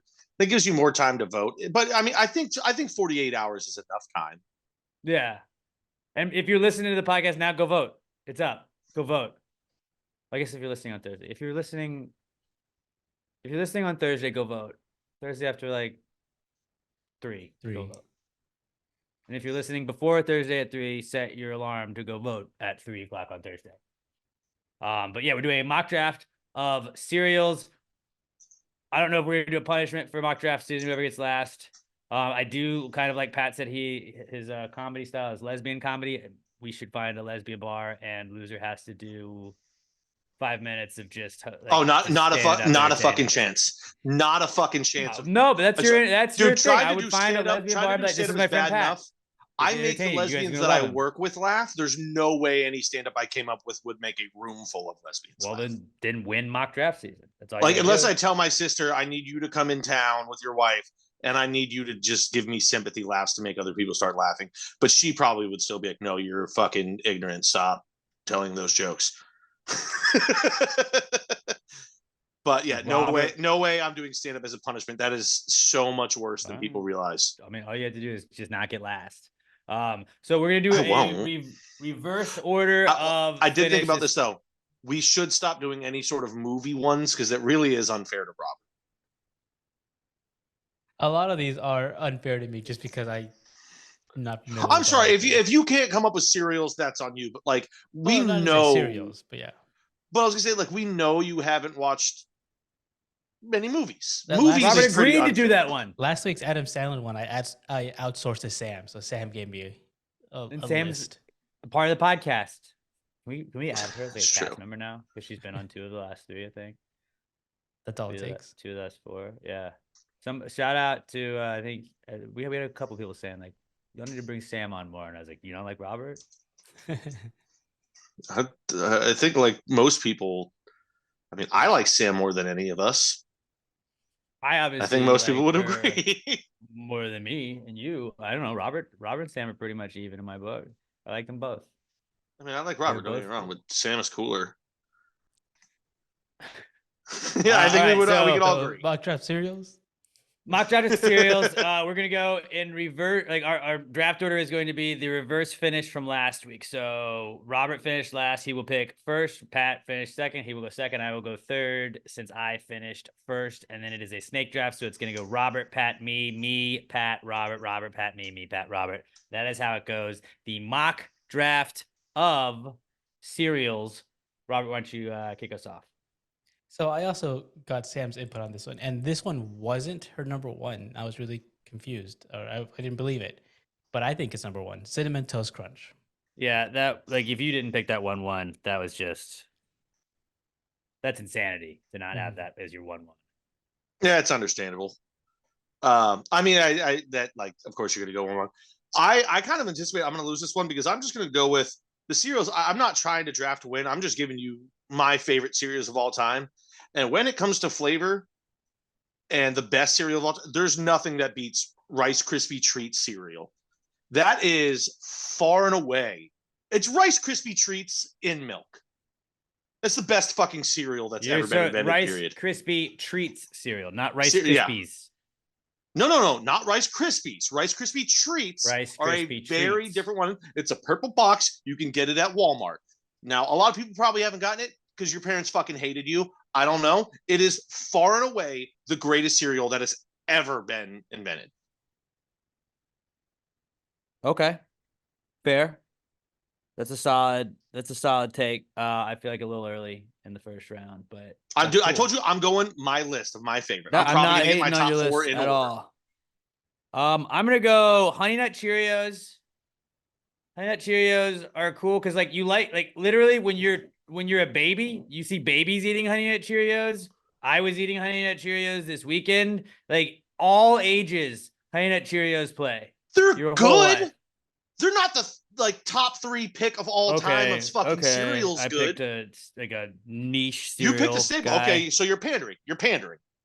Good to know. Honey Nut Cheerios. I'm just saying I ate Honey Nut Cheerios for So did I. breakfast on Sunday. You give me a bowl right now, I'd fucking eat them. But if you gave me a pick of top 3 cereals of all time, they're not even close. So you're saying the cereal that you pick at the grocery store is not one that's like worthy of drafting? I've never bought that. You just said you ate it too. No, I said if you gave me a bowl right now, I'd eat it. And yeah, my mom would buy it. It's a delicious cereal. Don't get me wrong.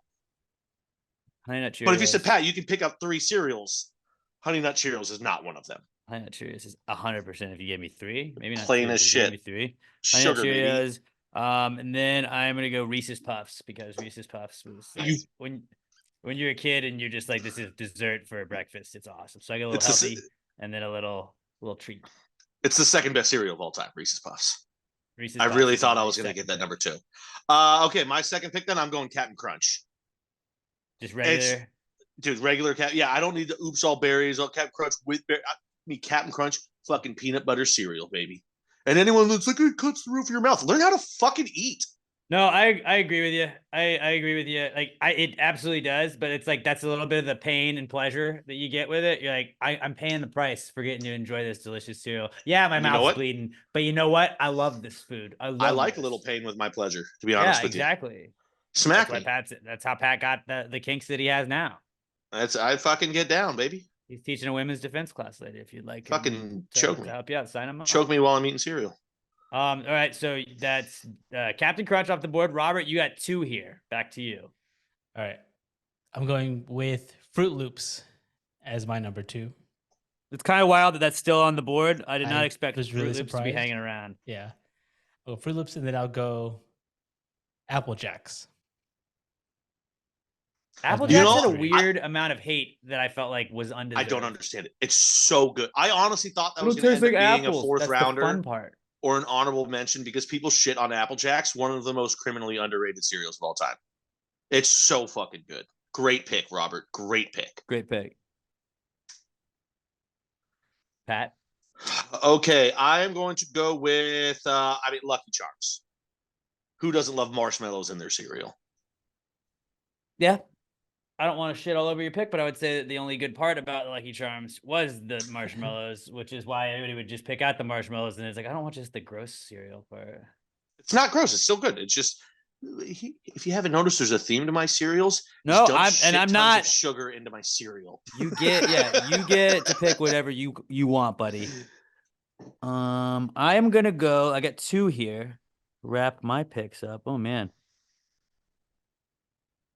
Shit, dude. This is getting tough. I'm gonna go Fruity Pebbles, That's a good and one. then I think It's just know. basically just Fruit Loops in a pebble form. But it's so Right. good. It's so good.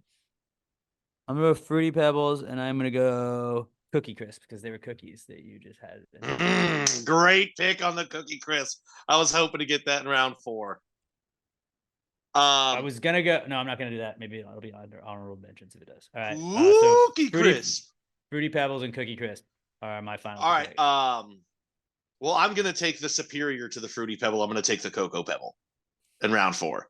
Shocked that that's still there. That was what I thought. That Because was a like, I good mean, one. it's like It's the chocolate. milk is what you like it for, anyways. Because just chocolate milk. Yeah. But no, but it's just also it's chocolate. I love sugar, but chocolate. Come on, baby. And you get chocolate milk when you're done with it. And that too. Just picking up. Oh, it's so good. So I feel like That's I could solid. go with a chocolate one too, and maybe split the chocolate votes. Ooh, I think I know where you might be. Probably. Just like you But- guys split the fucking fruity votes. Yeah, but I don't know if I want to do. I don't know if that's a smart play. If I should. It's your. I mean, your pick. Yeah, I mean, do you want to have 2 of your picks be split? It's kind of hurting your chances. Yeah. I'm surprised this one is still here. I'm going Frosted Flakes. That's a great pick to end it out on. Yeah, Frosted Flakes. it's a Yeah, classic. It's a steal They're in the 4th. great.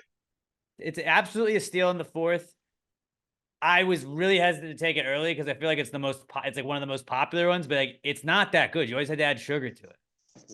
What? You always had to add Frosted sugar Flakes to are it. It was bland. No, you don't. That's cornflakes. Cornflakes. You got to add sugar. Cornflakes to. are like worse. Dude, Frosted Like, Flakes are not bland. Frosted They're Flakes were fucking not great. as good as they could have. How do you They're not better. have diabetes if you were adding fucking sugar to Frosted Flakes? Not that I've never know. done it. Because Frosted Flakes were just like better Wheaties, No, which were way they're better cornflakes. cornflakes if you're gonna make the fucking comparison. Kind of the same shit. Just Oh a little my bit of God. sugar on it. All right, All so right, recapping. The mock draft of cereal. Robert got Cinnamon Toast Crunch, Fruit Loops, Apple Jacks, and Frosted Flakes. That's a strong list, Robert.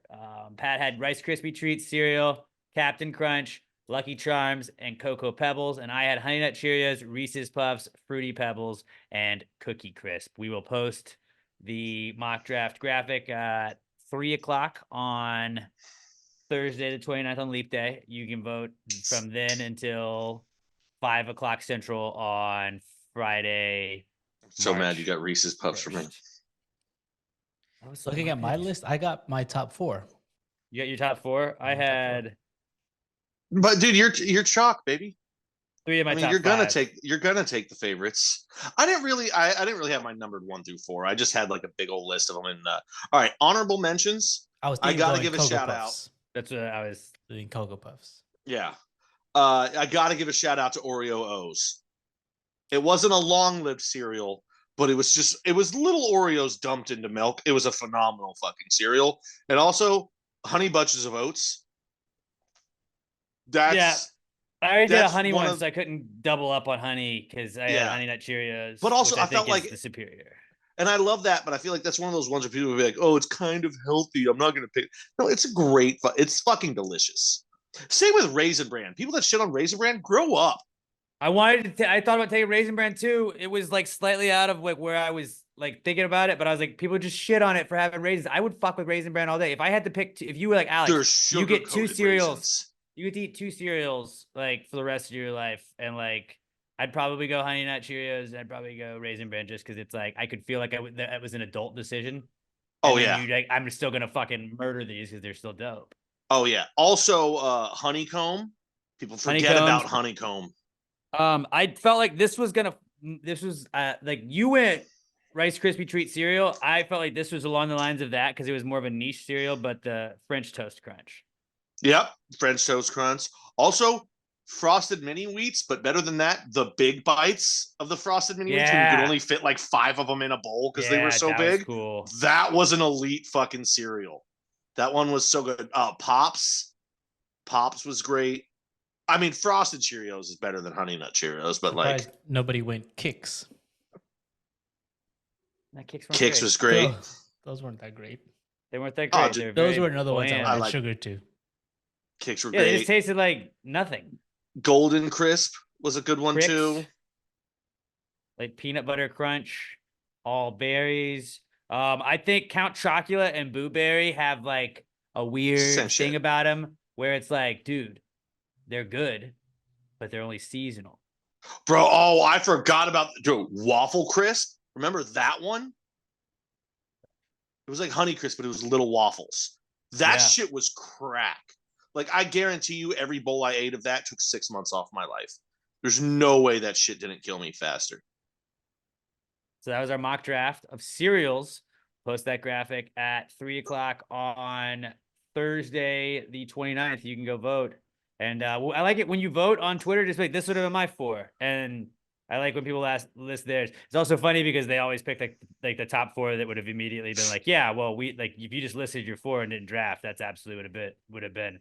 And then also maybe try and I always it's your vote, but I always think it's like who had the best draft, not who had my favorite thing. Yeah. And I think a lot No, of I people mean, are like, just well, this was my favorite. You're allowed to vote however you want. I'm gonna lose That's how anyway. So I from now on, vote. I'm just doing it like, you know what? I'm picking my favorites now. I'm not trying to draft the best team. Wow, English.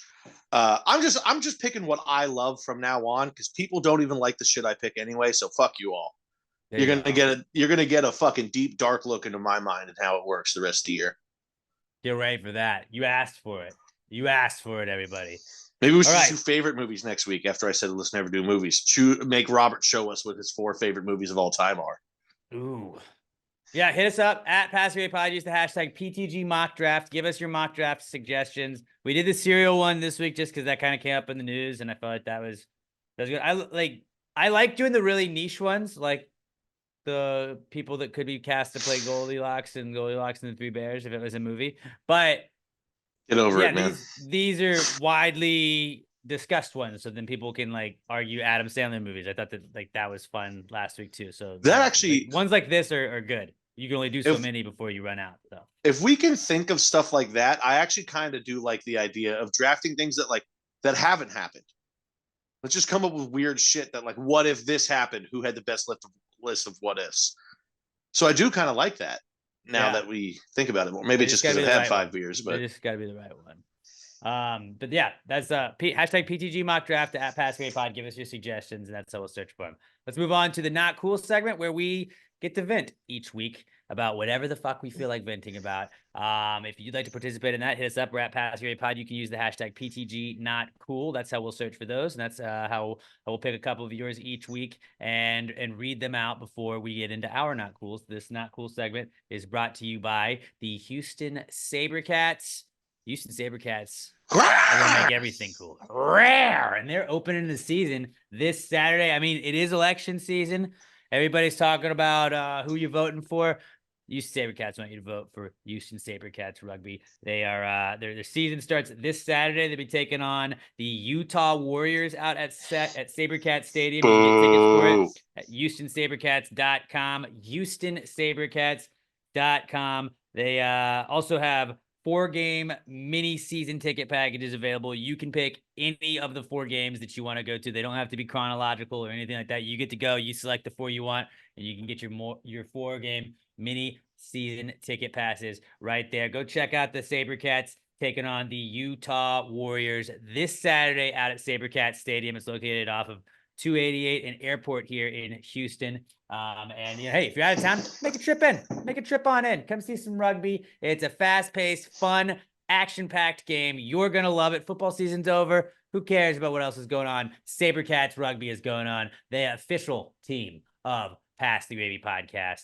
HoustonSaberCats.com. HoustonSaberCats.com. Go check out the SaberCats. They're playing at 7 o'clock this Saturday at SaberCats Stadium against the Utah Warriors in their season opener. Get your tickets and your season tickets at HoustonSaberCats.com. We'll see you at SaberCats Stadium. Not cool, man. Dude, that's not cool. Not cool. Not cool. Dude, that's not cool. That's not cool, man. Dude, that's not cool. Not cool. Not cool. Dude, that's not cool. That's not cool. That's not cool. Bro, I'm not even joking. And he did it, Well, and so I just rear. I almost shit my pants. I'm not joking. I almost shit my pants. That made me laugh so hard. Like I had to clench. That was phenomenal. Leave it in dude. like that. Leave it in like that. Well, if there's nothing to leave. Oh, you mean leave it in my body? Yes, it's not in my pants. It's in my body. All right. If you'd like to watch the podcast, don't forget to watch us. We are on YouTube every single week. YouTube.com/@PassTheGrade or just go to YouTube.com and search for Pass the Grade Podcast. I told you I would go look and see all the people that were commenting. I just want to give a quick shout out to people that left comments. Go just say ja. Bobby McThunder Waffles, A Stream of Cream, Ashley Wilkins, Tom Rod 07. Shout out to you and to Mikey P. Shout out to all you guys. Y'all were the first ones to comment, and just do ja, or just comment and say other funny stuff. There was Tom Rod 07 said, I came here because at 1 hour, 27 minutes and 40 seconds while listening to the podcast, it sounded like Pat was smoking a bong. Come to find out, he was just drinking from Das Boot. Yeah. So, And I will say, I noticed everyone knows in the movie Beer Fest when they do it, how when you drink out of it, there's that air bubble that comes and hits you. That's real. Like you gotta turn the boot as you're drinking, or else that air bubble is gonna fucking pop and shove beer in your face. That wasn't just some shit they made up on the movie. So good to know. Now this boot isn't quite as big as the one they have in the movie. This is only 3 beers. That one looked like a solid 6 beer boot that they had. But yeah, I encourage everyone to go out and get a boot. It's a fun thing to drink out of, guys. And to watch us on YouTube. If you're watching us, go click play and listen to us as well. If you're listening to us, go click play and watch us a little bit as well. Give us the clicks on both. We really appreciate it, guys. Send a boot. I'll send a boot. How about that? Send a boot, paddle boot. Let's start off with our first not cool from you guys and gals. It's from Melissa Hyde at Mel Hyde myself. And Melissa says, I bought a case of beer to take home to my husband. And when I was carrying it to the car, the cardboard ripped and caused me to drop it. It broke some of the bottles. I guess he'll have to settle for a 9-pack of cold ones now. Yeah, that is not ideal. That is not ideal. It sucks. That is... that needs to be reinforced where it's like there's no chance it's ever. Yeah, but you Especially when just it's glass. It really is why I try to almost never buy glass bottles, just because I'm terrified of it breaking and me wasting money. And also, it's just cans are easier in all aspects of it. Yeah, That but sucks though. she's trying to get her husband some beers, trying to do a good wife move, and I know Michael will probably still be cool with a 9-pack. Honestly, Hey, a 9-pack is still a great 12, amount of beers. Yeah, it's still pretty solid. But it does There's suck a company anytime that you sells lose. 9-packs. They're Really? large silver bullets Mm. in the big tin cans. Those are 9-packs. It does stink though when you lose a soldier or 2 or 3. So T's and P's, and that is a very good not cool to start us with. Yep. All right, Raimundo Benavides weighs in with our next one. He's at Kmundo B on Twitter, and Mundo says, I have a damaged nerve in my back that's flaring up again because I've been pushing myself to exercise more. Now my sciatica is causing me a ton of pain down my entire left leg. I, knock on wood, have not had sciatica, but everything I see about sciatica makes it seem like it is just the worst. Awful. And Back pain's the worst. It affects everything you do. You can't move. Have you tried laying in rice? Have you tried taking your back out and then putting it back in again? Have you tried turning your back off and turning it back on? Maybe put that thing down, flip it, and reverse it. Yeah, that's, I don't know. I think I've heard, like, I don't know if it's going to a chiropractor, but like massage, I think they can like work on your sciatica. Dude, that just sucks. I don't know. Maybe instead of traditional workouts, try like yoga. I've been I doing really that want, this week. dude. I've I been really want to crushing get into yoga. yoga. I Dude, really it's not want to get bad. into it. It's not bad. And like, No, I'm naturally super flexible. I always have been. I've always thought it would be dope. I have zero motivation unless somebody is like, be like, let's go do this. So I just have never got into it, but I want to do yoga. So also, I don't want to go to a yoga studio because I no, don't you can want just to do be. it at home. I know, but I'll I send don't you want some to. YouTubes. I know, no, I totally could. I've thought about it, but like also I want to go to a yoga thing, but I also don't want to be the really fat, sweaty guy who just reeks because I'm sweating so much because it is a real workout. Right. And I'm probably going to be farting. No, so listen to me. Look, I've got some yoga workouts I found on YouTube that are like kind of like beginner yoga. Mine are like Send I them can do my like way. I can do the intermediate stuff, but a lot it's really dude, you're just stretching, so you're gonna be limber, you're gonna feel better, like all like the ache, like a lot of your back aches and pains will kind of just go away a little bit. But then like it is a workout and you feel like you worked out, but then like you're not having to like run too. So it's like good for you. And it's like I've been doing 30 minutes a day when I get home, and I have to do it right when I get home or else I know I won't work out. So like that's just, you got to make that your routine. Get home from work, you can work out because you can still be sweaty, and then you shower, then you're good to go, and then you play Xbox. Then it's it. It's very easy. Actually, that would probably be perfect for me because usually by the time I get home, I go to the bathroom and then hockey starting at 6:00. I can watch hockey and do yoga at the same time. Exactly. So that's actually perfect. Just do 30 minutes. Just start with 30 minutes a day. I should. And all, but really my times a biggest week. thing with yoga, that's it, probably is my big old gut gets in the way. But like the more I do yoga, maybe it'll get smaller and go away. Exactly.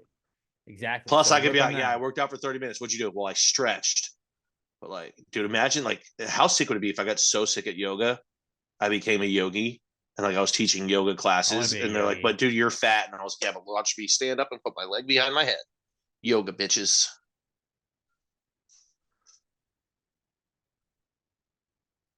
What was that for Gangster Marsh? She's like, look, I'm doing a handstand, motherfucker. What? On Forgetting Sarah Marshall, where she's like, I know you're drinking. And he's trying to go to the yoga class, and then he's like, look at this. Look at this. And she's like, and if you're fine, if you're not okay doing this, you can do child's pose. You can get back. Just lay down like, quietly. I'm doing a handstand, motherfucker. That would be me in my first yoga class. Like, all right, everyone be quiet. I'm like, let's fucking go. Yeah. So yeah, yoga. Maybe do try some yoga from that. But sciatica, dude, T's and P's, Mundo. I know that sucks. All right. Kenya Valdez at Kenyatta Mandata on Twitter says her not cool is they got rid of the park and ride by me. Now how am I supposed to get to work? Park at work. But if you're trying to carpool, maybe you only have one car. That sucks. Yeah, I know. Yeah, that blow. Anytime. And you have a routine anything, and it's thrown off. Anytime your routine or like your route for work gets fucked up, it's the worst thing ever. Like, I have to change everything I knew about my morning schedule, which morning schedule is the most important schedule you have. Well, yeah, because it's how you get to work. Yeah. But like you start your day. So now it's changed. My day is instantly ruined and I'm angry. That's not a great way to start the day. That's how you turn out to be me. I don't drive super far, to work, but I am envious every time I like a park and ride where like I'm assuming that's the one where you like park your car at the giant feeder lot and then the vans just take you in. Like, think how awesome that would be to just get to play on your phone all the way into town. Like that's like I always am envious of people that do like public transportation where it's like, okay, but you can still like just like check Twitter. Like I gotta drive. So yeah, that does suck. You were parking and riding, getting to probably listen to Pass the Gravy while looking at our hilarious memes on your way to work, and now you're having to drive. Not cool at all, Kenya. T's and P's for you on that one. Our next one is from Mikey Paul at It's Just Mikey P on Twitter. And Mikey says, I drove 20 minutes to get my daughter breakfast for her birthday, only to realize that I forgot my wallet at home. That is like the forgetting your wallet, not cool, is an all-time not cool. Like that is in the Hall of Fame of not cools. There's never a good time that it could just be, oh, cool. I don't have any way to pay for things. I saw they used to have that commercial for some credit card where it's like, oh, hold on, let me just go put in my info on this. Oh, now I got approved. It's like, no, you don't fucking get approved just like that. You can't just go do that.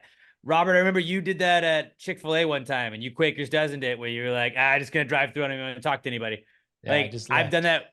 I've done that where you're checking out at the grocery store and you go to grab your wallet. Not only do I not have my ID, I do not have any of my wallet. And you're just like, there's a whole cart of groceries. I'm just, can you leave it up here? Like, what do I do? That is the worst when you, especially the further you are from home.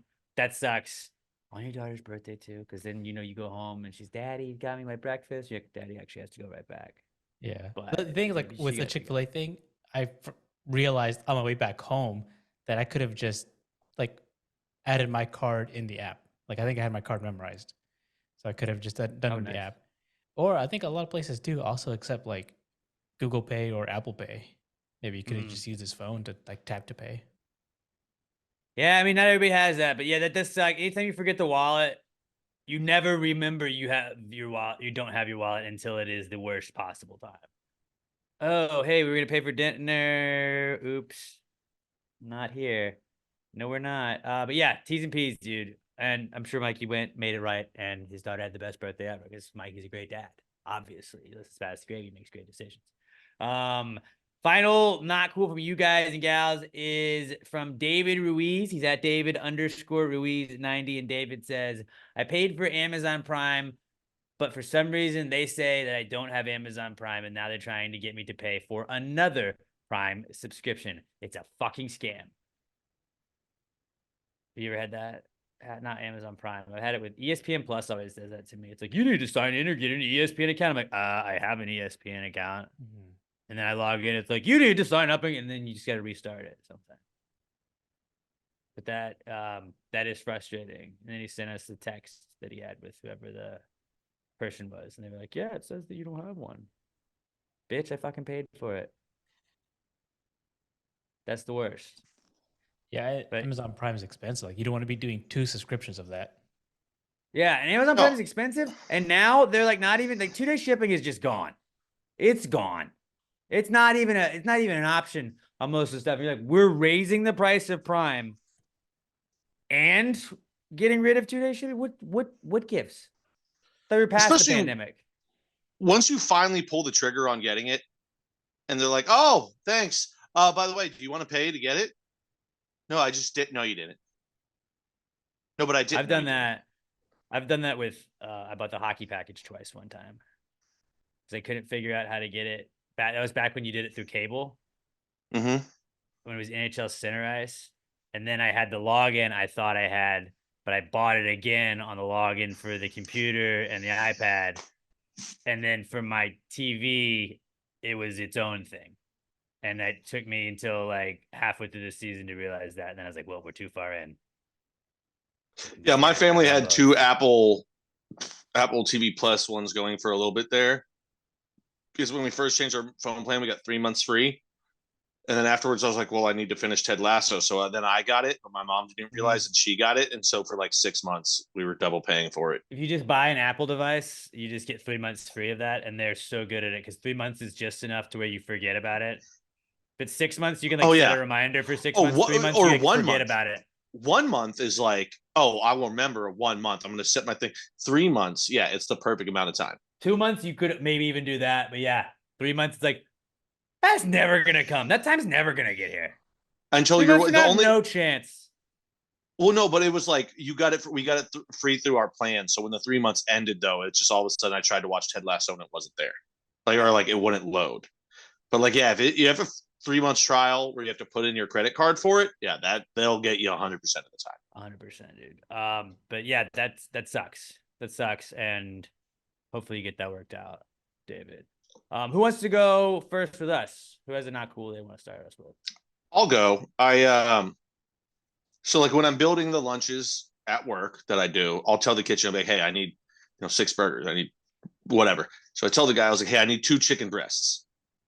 I'm going off. I do something. I come back to my station and there's a pan with 2 chicken breasts on it. I've got a warmer that they go in, but it's just sitting there. So, oh, let me dump this in there. And I grab the pan.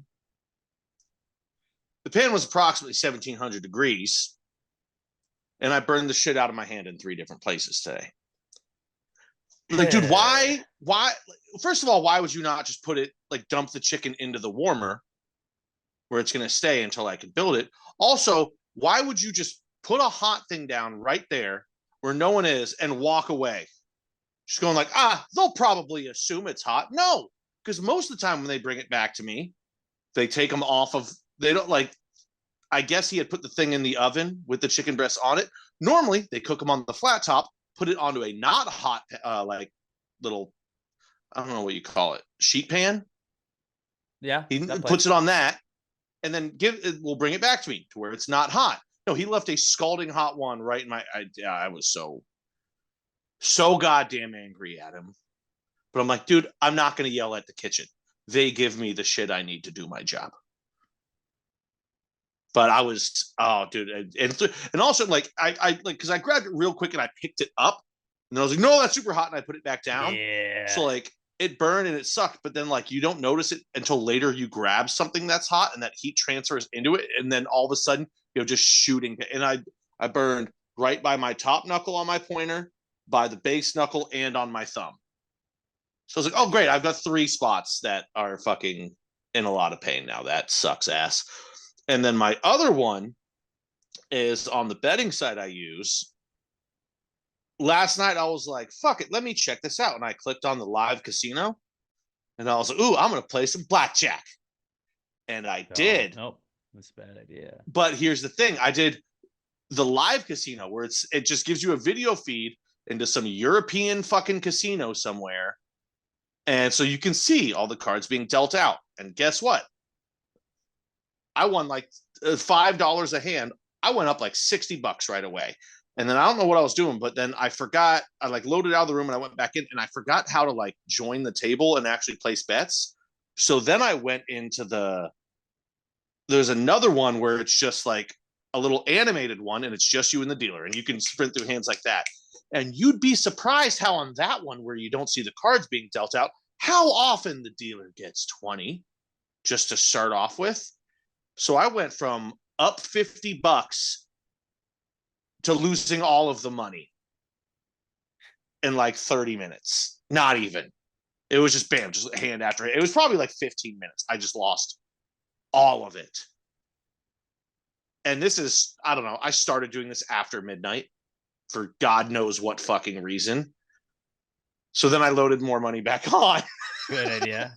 And I refigured out. I went back to the live casino, went back in, and I was like, dude, because live dealer, you can see the cards coming out and everything. I don't ever trust those. I don't ever trust them. I always feel like dude, they could just be recorded. I was like, you know what? I'm gonna win $20 and then I'm gonna get off. 5 minutes later, I won $20 and I got back off. But here's the bad part about all of it is now I think I can easily win money playing blackjack. That's how they get you. So now in my mind, I'm like, dude, every day I can do this, win 20, I get 2 free bets online.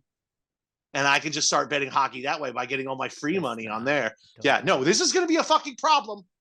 It's going to be a big problem. Yeah. Because in my head, I'm like, dude, I'll just get what get $20 real quick. And then you log off. Once I start drinking, I'm not going to be able to stop myself after being up $20. I'm not. Yeah. That's why I could never do. Like when all of our friends were into like online poker when we were growing up, They Mhm. play, I think it was Poker Stars or whatever it was, no free ads. But Poker Stars. I would all like you'd play the free rooms because we didn't have money. We were in high school, and like I would But then always everyone be just like, bet like jackasses because right. But I'd always be like an real. hour and a half in. I'm like, I'm bored, and I'm like, all in, fuck it. And then it's like that's how you go. It's like, that's why I could never play in a poker tournament because I just like I'm bored. I was watching something the other day, and they were talking about this guy. He was like, "This is day 2. He's been here for 2. Like he's going on a second day here." I'm like, I would have just gotten up and be like, "Fellas, I quit. I quit this. This is too long. I don't want to do this." Dude, my brother's sit buddy at a is a table this long. professional poker player, and I'll watch do streams that. of them. Dude, they sit there, like they put breaks in there, but you'll be sitting at the table playing cards for like 12 straight hours. Yeah, Just it's- hand after hand after hand. Dude, it is mentally fucking draining. Yeah, that's not fun to me. Because you got to be able to do that at a high pay level, attention and be smart, good and at it. outplay people for 12 hours without really breaking your focus. And I can't do that for 5 minutes. It's a crazy skill. It's a crazy skill. Shout out Cord. It's good, dude. Poker's wild. But yeah, so blackjack is going to be a problem in my life. Yeah, I would recommend staying away from those. I'm not I'm going to do a that. gambler. I have Robert, what one you got? that's almost as bad as the Pat burning himself hand, and I have a visual aid for this one as well. I thought you were gonna go gambling as well. But nothing's worse than that. Um, I lost it all So- in roulette. as we all know, it's a GS cookie season. Mm-hmm. Those Okay, terrorists. No free ads. And So we say GS. I kidnapped one. You Come here. kidnapped a child? Come here. Robert, give her back. Here we go. All right. These are Put 'em peanut in a butter Ziploc? patties in a Ziploc bag. Because for the peanut butter patties, I don't know about the other cookies. I haven't actually got them. Sam got these for me.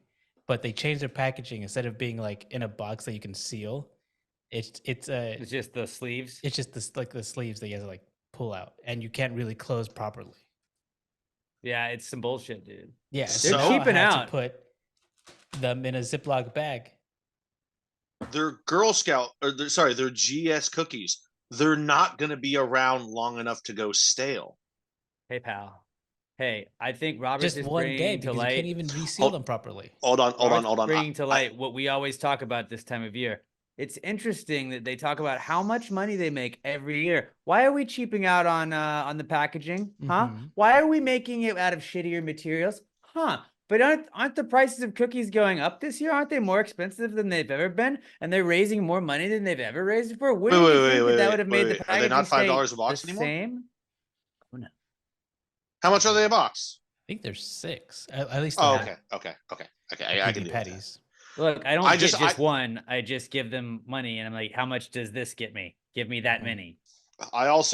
I forgot to take into account that Robert doesn't drink or smoke, so he doesn't get inebriated and then just annihilate a sleeve at a time of cookies. So yes, he does need them to be sealed up. That's right. Yeah. They Also- will last me several days. I just have to do what I do every year. Hope I don't run into them, and then when I do, hope I don't have cash in my wallet. But for some, I've got $60 in my wallet right now. Don't know why. I They never take carry cards cash. now.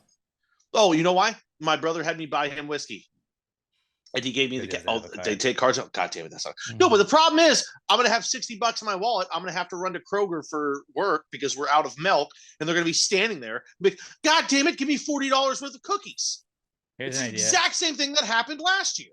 Take the $60, put it on a table, then go to the store. And then that $60 will still be on the table when you get back, and then you'll be like, I don't have any cash. Look, there's no cash. I've also Well, then I Robert's did, gonna be like, "Well, we take card."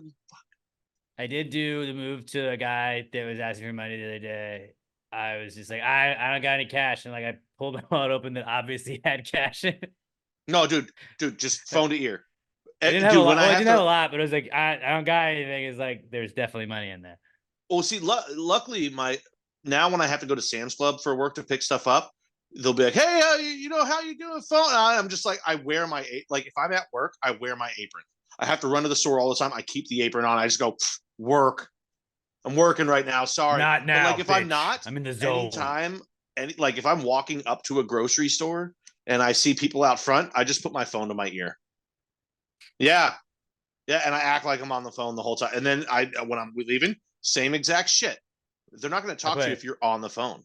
The AirPods in, and then you can not AirPods. Have They can be like, I didn't see it, but right. if you have the phone, but I can also say, oh, I didn't hear you. I had my headphones in, and if they say something a bunch of, huh?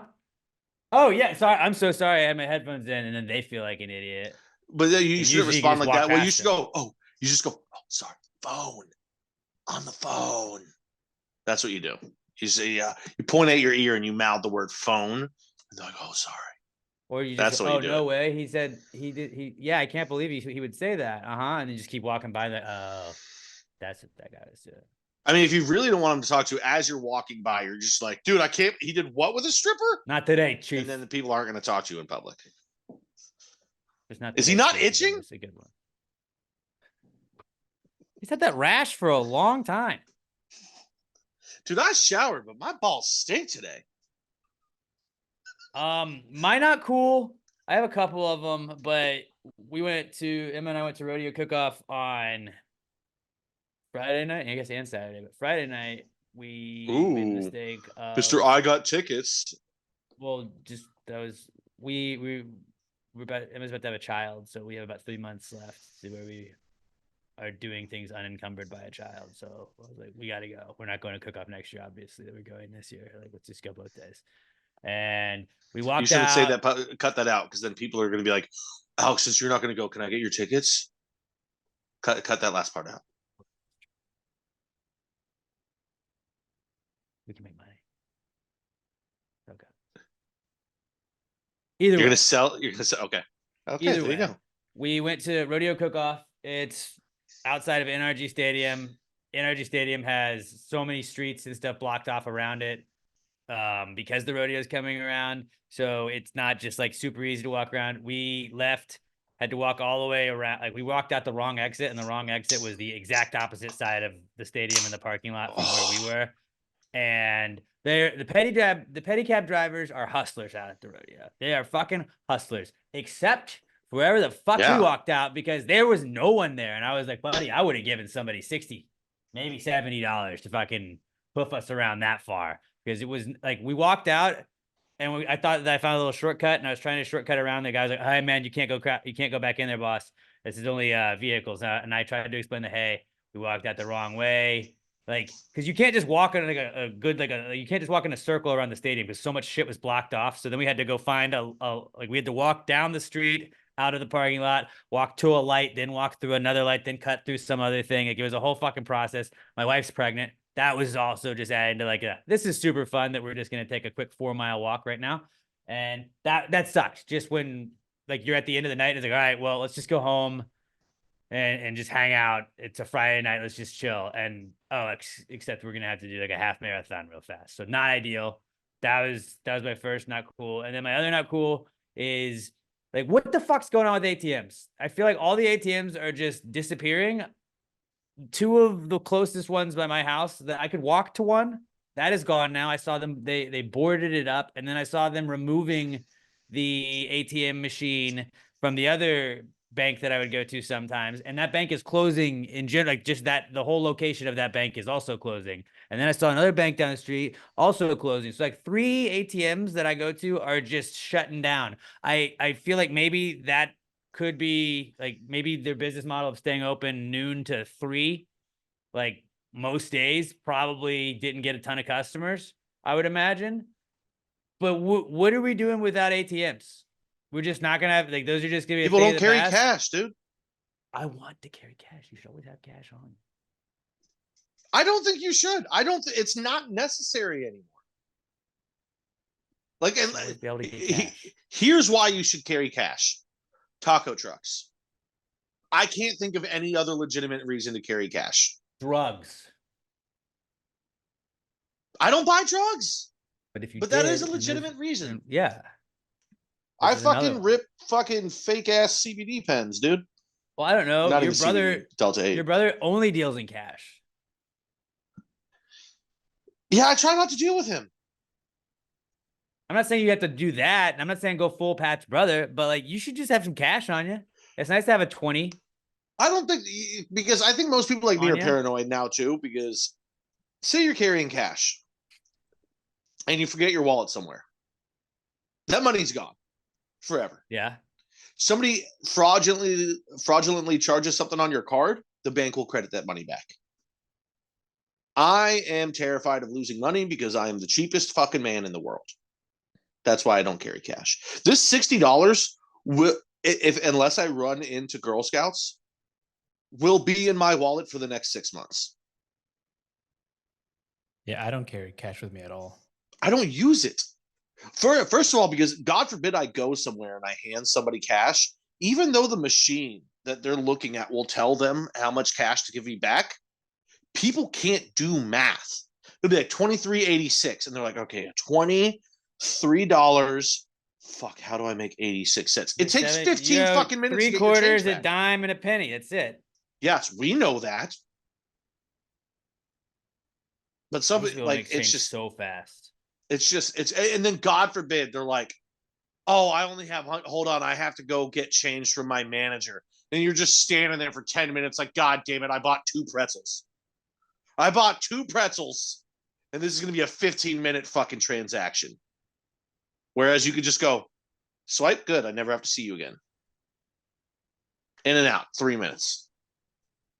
I did have we saw Petty. I took, like, since we had walked so far on Friday, Saturday, when we were coming back, I just flagged down one of the pedicab drivers, and I was like, how much? And he was like, I think it was like $20. I was like, $20, take us where we're going. And that's cool. And I had a 50, and I was like, here you go. Like, this is what I have on me. And he was like, I don't have change for that. And I was like, don't know what to tell you. You're not getting $50. You're not getting $50 out of this. I'll be like, bullshit, you don't have change. You literally deal in cash. Well, then the 13 other pedicab drivers by him had change. Yeah. So I would have been like, empty your fucking pockets. I'm not giving you a $30 tip. Empty your pockets. Tell me you're not carrying cash right now.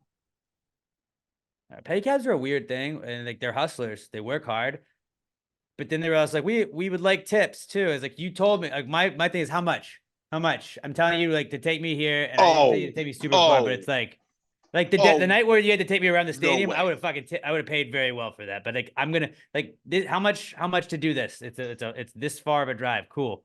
That is what you get. You don't get more of that because you drove me there safe. Like you got there safely. Yeah, that's why I paid you.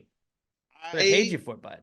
On principle, don't get me wrong, I probably would still tip him like an extra $5 or whatever. On principle, I would be like, I'm not fucking tipping you, but I still would. Because like, there's no way that they're reporting any of this money to the government. You're running a pedicab. You bought a bike and a basket on the back of it. No, I paid you for a ride. I got the ride. That's it. No, but I mean, like, yeah, that's the thing. There's no way they're kicking money up to anybody. No, they're not. You're a pedicab. You're an independent contractor. I guarantee you own that bike and that little basket in the back of it. This is 100% profit to you, what I'm giving you, and you want tip on top. That's bullshit. That's somebody send me a thing on Twitter to be like, no, people work for companies, blah, blah.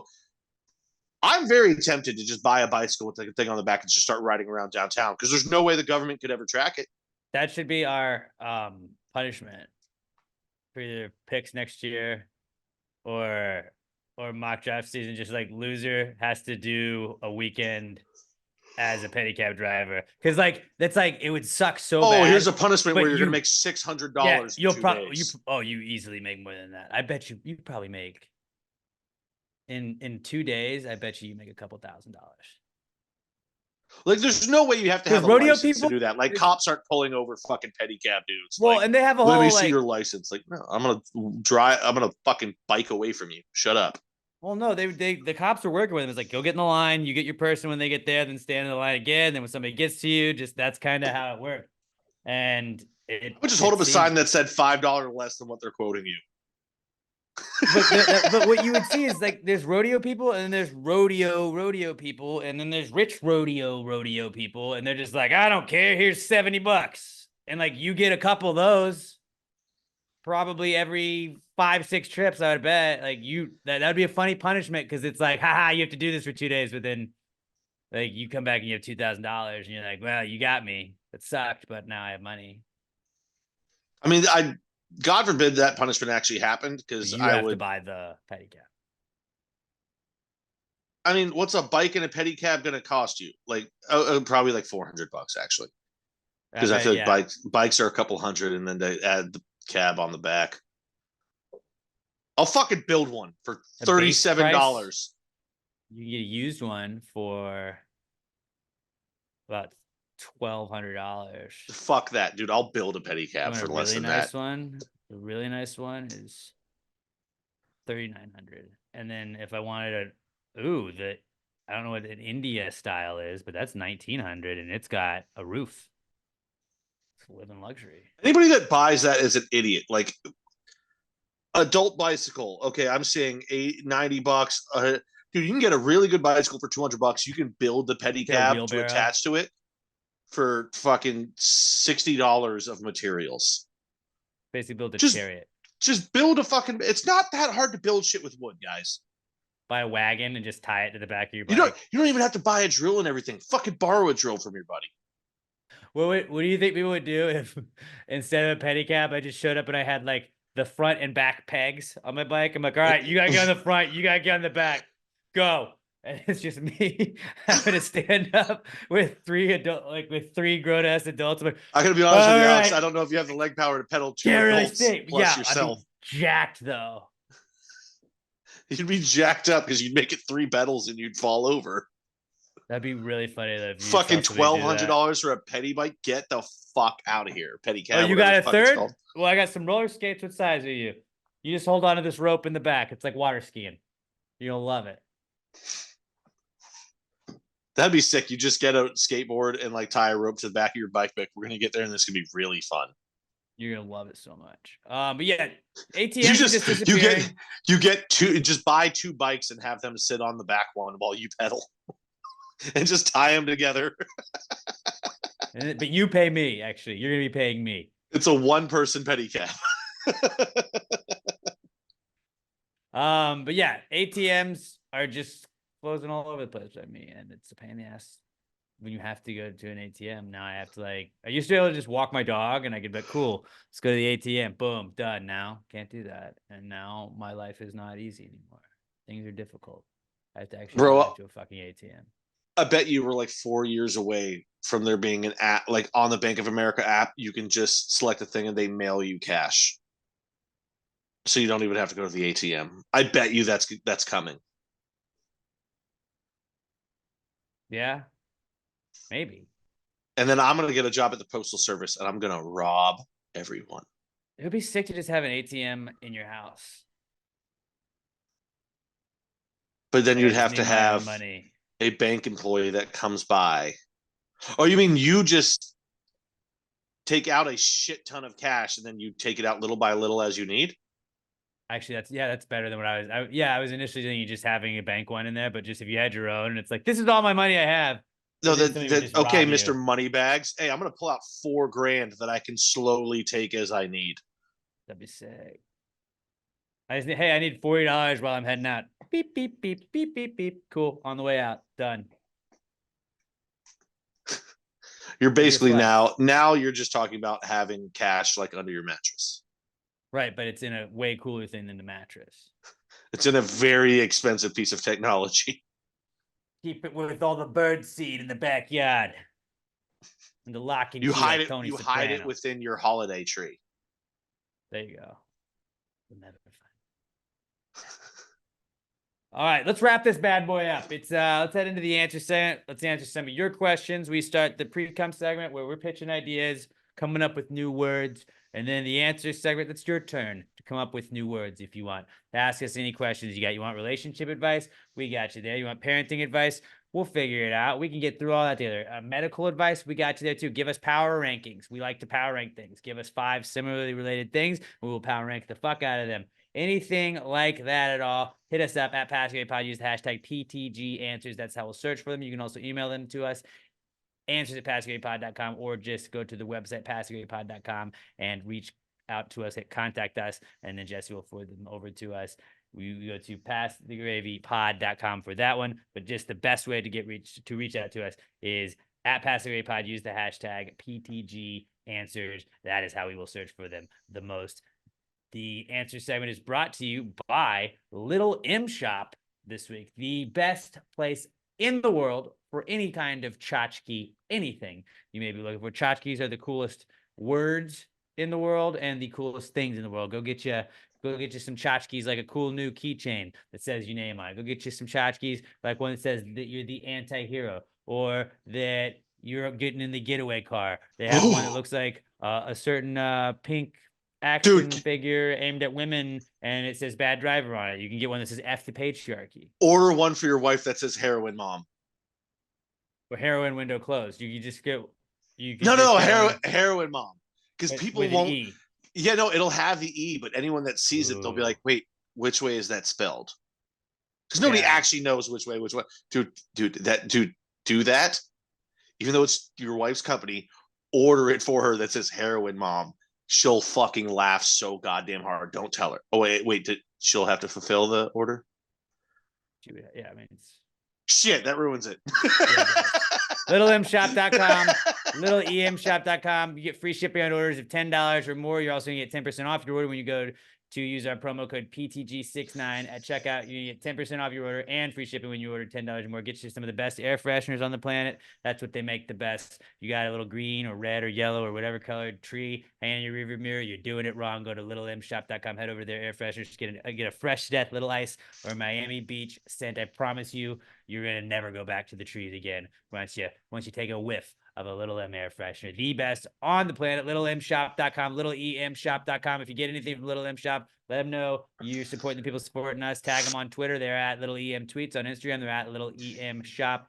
And then take a picture, send it to them, let them know what you got while you're supporting the people supporting the podcast. LittleMShop.com, promo code PTG69 for 10% off your order at LittleEMShop.com, LittleEMShop.com, LittleEMShop.com, the official sponsor of The Answers segment. Well, if you just answered the question, why don't you just answer the question? Be honest, no big deal. Yeah, answer the question. Don't change the subject, just answer the fucking question. It's like, answers. Any questions? All right. Our first question this week comes to us from our good buddy Quentin Hughes. He's at Q the Ace on Twitter, and Quentin says, why are people buried in suits? Shouldn't your final rest be in PJs? I would say you should be buried in like your favorite team's sports attire, but you probably want to hand that down. Definitely not in a suit. Like, don't buy a suit for me to be buried in. Bury me in like shorts and a fucking tee. Actually, I want this. This is my verbal will. Should anything happen to me and I die, This should hold but up in it's court. but I mean, I'm giving my Clip verbal this, will. Robert, and save this. So we'll have it legally binding. And anyone that knows me knows 6 beers is not enough to depreciate my brain enough. And they're all our attorneys. If you're listening or watching this, you are our attorneys. So this is client. If I die confidentiality. in a way that it can be an open casket, I want to be buried with no shirt on. So for the open, or at least for the ceremony, and I want to be posthumously tattooed across my chest, read this if you're stupid. So as everyone comes up to my open casket, they read it and they go, that's what I want. That is my living will. And I want my golf clubs to go to whichever one of my boys gets them first. And I need somebody to re-download Diablo 2 onto my Xbox for my brother, because he won't be able to figure it out. And that's all he needs. That's literally everything I own. TVs also go to my pretty simple. TVs go to my boys. Fuck my brother. Boys can use them. There you go. Yeah, that's my will of everything I fucking own. But yeah, suits being buried in, fucking stupid. Shouldn't be formal. It's your funeral. It should be a celebration of life. Put your loved ones in something wacky that'll make everyone happy. And remember the time Jimmy shit his pants? We'll find the pants. I did go to a funeral one time. It was for a friend's dad, and he loved the beach. And they were like, I know everybody is usually it's a black tie affair for a funeral, but we'd like to ask to honor his life, wear a Hawaiian shirt. So it was funny, like going to a cemetery with the entire funeral procession, like the entire like group for the funeral, just all wearing like Hawaiian shirts. It was funny, but it was like it made it like added a little like light to the day a little bit, where it was like he did like the beach. Just look at us. He would have loved this. He's probably looking down laughing at this. Like I think sometimes like changing it up a little bit does that. So maybe that like wearing like a jersey or whatever would be kind of cool. He put me in an Eli Manning jersey. That's it. Yeah, mine. Where what's comfortable. Fuck, if you're a Yankees fan, show up to my funeral in a Yankees jersey. I would find that fucking hilarious. Like, yeah, it's one last fuck you to Pat. I want a Viking funeral anyways, so it's all gonna get burned. Actually, here's the thing. I really want. I wouldn't really want an open casket unless somebody wants to pay for it. I want the cheapest possible funeral. Like if you're going on a fishing trip anyway, just bring me out on the boat and throw me in the water. I don't give a fuck. On a wooden shirt and a wooden hat for my Viking funeral, and that's it. Yeah, I don't you're want onto something. Yeah, just dress comfortable, have fun. I think like somebody just whoever decorated the whole thing about casket is crazy anyways. They usually like just throw them on the ground and they're like, well, we should make a box that looks nice. And then that costs $4,000. We can charge a lot and put their family in debt for it, but let's do this anyways. And that is so hard because you're like, I want to do the best for my family. 4 pieces of plywood, so get them 17 nails. But yeah, I guess it just started like they're like, well, we got to make them look nice. Everybody's dressed up for a funeral. They have to be dressed up too, so they put you in the suit, and that's probably how it starts. You should be able to get buried in PJs. I mean, I understand why it's a formal thing. It's a somber thing. It's tradition. Guys. Hey, you know what? People used to also wear suits to baseball games. And on planes. That's not where we are in society anymore. Like the one I went to recently, they were like, wear fucking a U of H shirt. That's what I wore. Jeans and a U of H shirt. I mean, wear something that celebrates the life of the person, not just some random fucking suit. There you go. Yeah, good question, Quentin. Our next question is from Alex O at Alex McThunder1, the reigning Pass the Gravy MVP from last year. Alex O says, are boomerangs and frisbees rivals? I think boomerangs think they are, and frisbees don't even think about boomerangs. Because frisbees are like, dude, I've got a friend. I'm playing with somebody. Boomerangs are just a solo act. So they're like, man, fuck frisbees. And frisbees are like, I don't even think about you at all. No, the first answer is they're both boomerangs, obviously. But Nope. I would say they're more so rivals, and like the frisbee's like the emo kid that's like, look, Dad, I don't want to come back. All right? I'm not going to come back like you, okay? We can't all just come back from where we originally were. I want to go, and I just want to go, Dad. One destination. I'm not looking back. I want to just get thrown and never come back here. And Dad's like, no, you always got to come home. You always got to come home, son. And it's the frisbee is the emo phase a boomerang goes through when it's growing up. I mean, if anything, I would say their cousins were like, you know, the frisbee, it's American, or it probably isn't, but for this, we're going to say it is. You know, they're fucking playing and they're in America. And then the Australian cousin comes to visit and they come back and they're like, oh, it's something that you throw. Well, I turned it into a weapon. You're like, why would you do that? Fucking a lot of animals out here in Australia. Got to be ready to attack them. Well, why does it come back to you? In case you miss. Yeah, that's good. Well, I mean, so you got to go find it. I feel like my Australian accent started out bad and got better. It wasn't bad. It got better as I went on. You got to find the voice, and I just jumped into it. Fucking koala came at me. Had to throw a boomer at him. They're obviously rivals, just because like the frisbee, while also being a boomerang, like everything else is a boomerang in the world, is trying very hard to be what it is not. And the boomerang is just accepted. Like the boomerang gets it. It's like, I know what I am. I know what my job is. And the frisbee is just like, I'm not coming back, man. I don't care. I don't think they're rivals. I think the boomerang is just the Australian frisbee, and that it also needs to be able to be used as a weapon because everything in Australia is trying to kill you. Like, no, it's a recreational device, but also boomerang. If something attacks you, you can hit them with a fucking boomerang. Stun them. I will say this. Frisbees are the stone cold Steve Austin of recreational toys because they'll stun you. Boomerang will too. No, that did I say frisbee? I meant to say boomerang. Yeah. Yeah, boomerang is the Stone Cold Steve Austin of recreational toys. I still think Frisbee, the nobody's getting rivals, stunned by a frisbee. You get hit in the side of the head by a frisbee, you're just like, what the fuck, man? they're rivals, but it's more of like the boomerang doesn't want to be rivals. And it's like, look, dude, we could just hang. Like, I'm going to show you how to come back here, bro. Like, come on. And the frisbee's just so far the other way. It's like, I can't even talk to you on Thanksgiving dinner because I'm so far left on the globe, and you're so far right over in Australia. I can't even have a discussion about this with you around the dinner table. They're rivals in the way that the Colts and the Texans were rivals while Peyton Manning was playing. Yeah, we're division rivals, but it's pretty fucking one-sided. Yeah. Well, the frisbee would be the one-sided one. The boomerang. No, would be the frisbee. double-sided The 'cause it frisbee come would. back. The frisbee would be the Colts in that scenario, and the boomerang would be the Texans. Disagree because the frisbee is still a boomerang. It's just a bad boomerang. Well, the frisbee starts out at point A and gets to point B. The Texans, for all those years, they fucking ended up right back where they started. They were just shit over and over. Well, that's different with football because like a boomerang, like that's a good quality to have. And a boomerang is like, oh, it came back. I had to go get it. That's sick.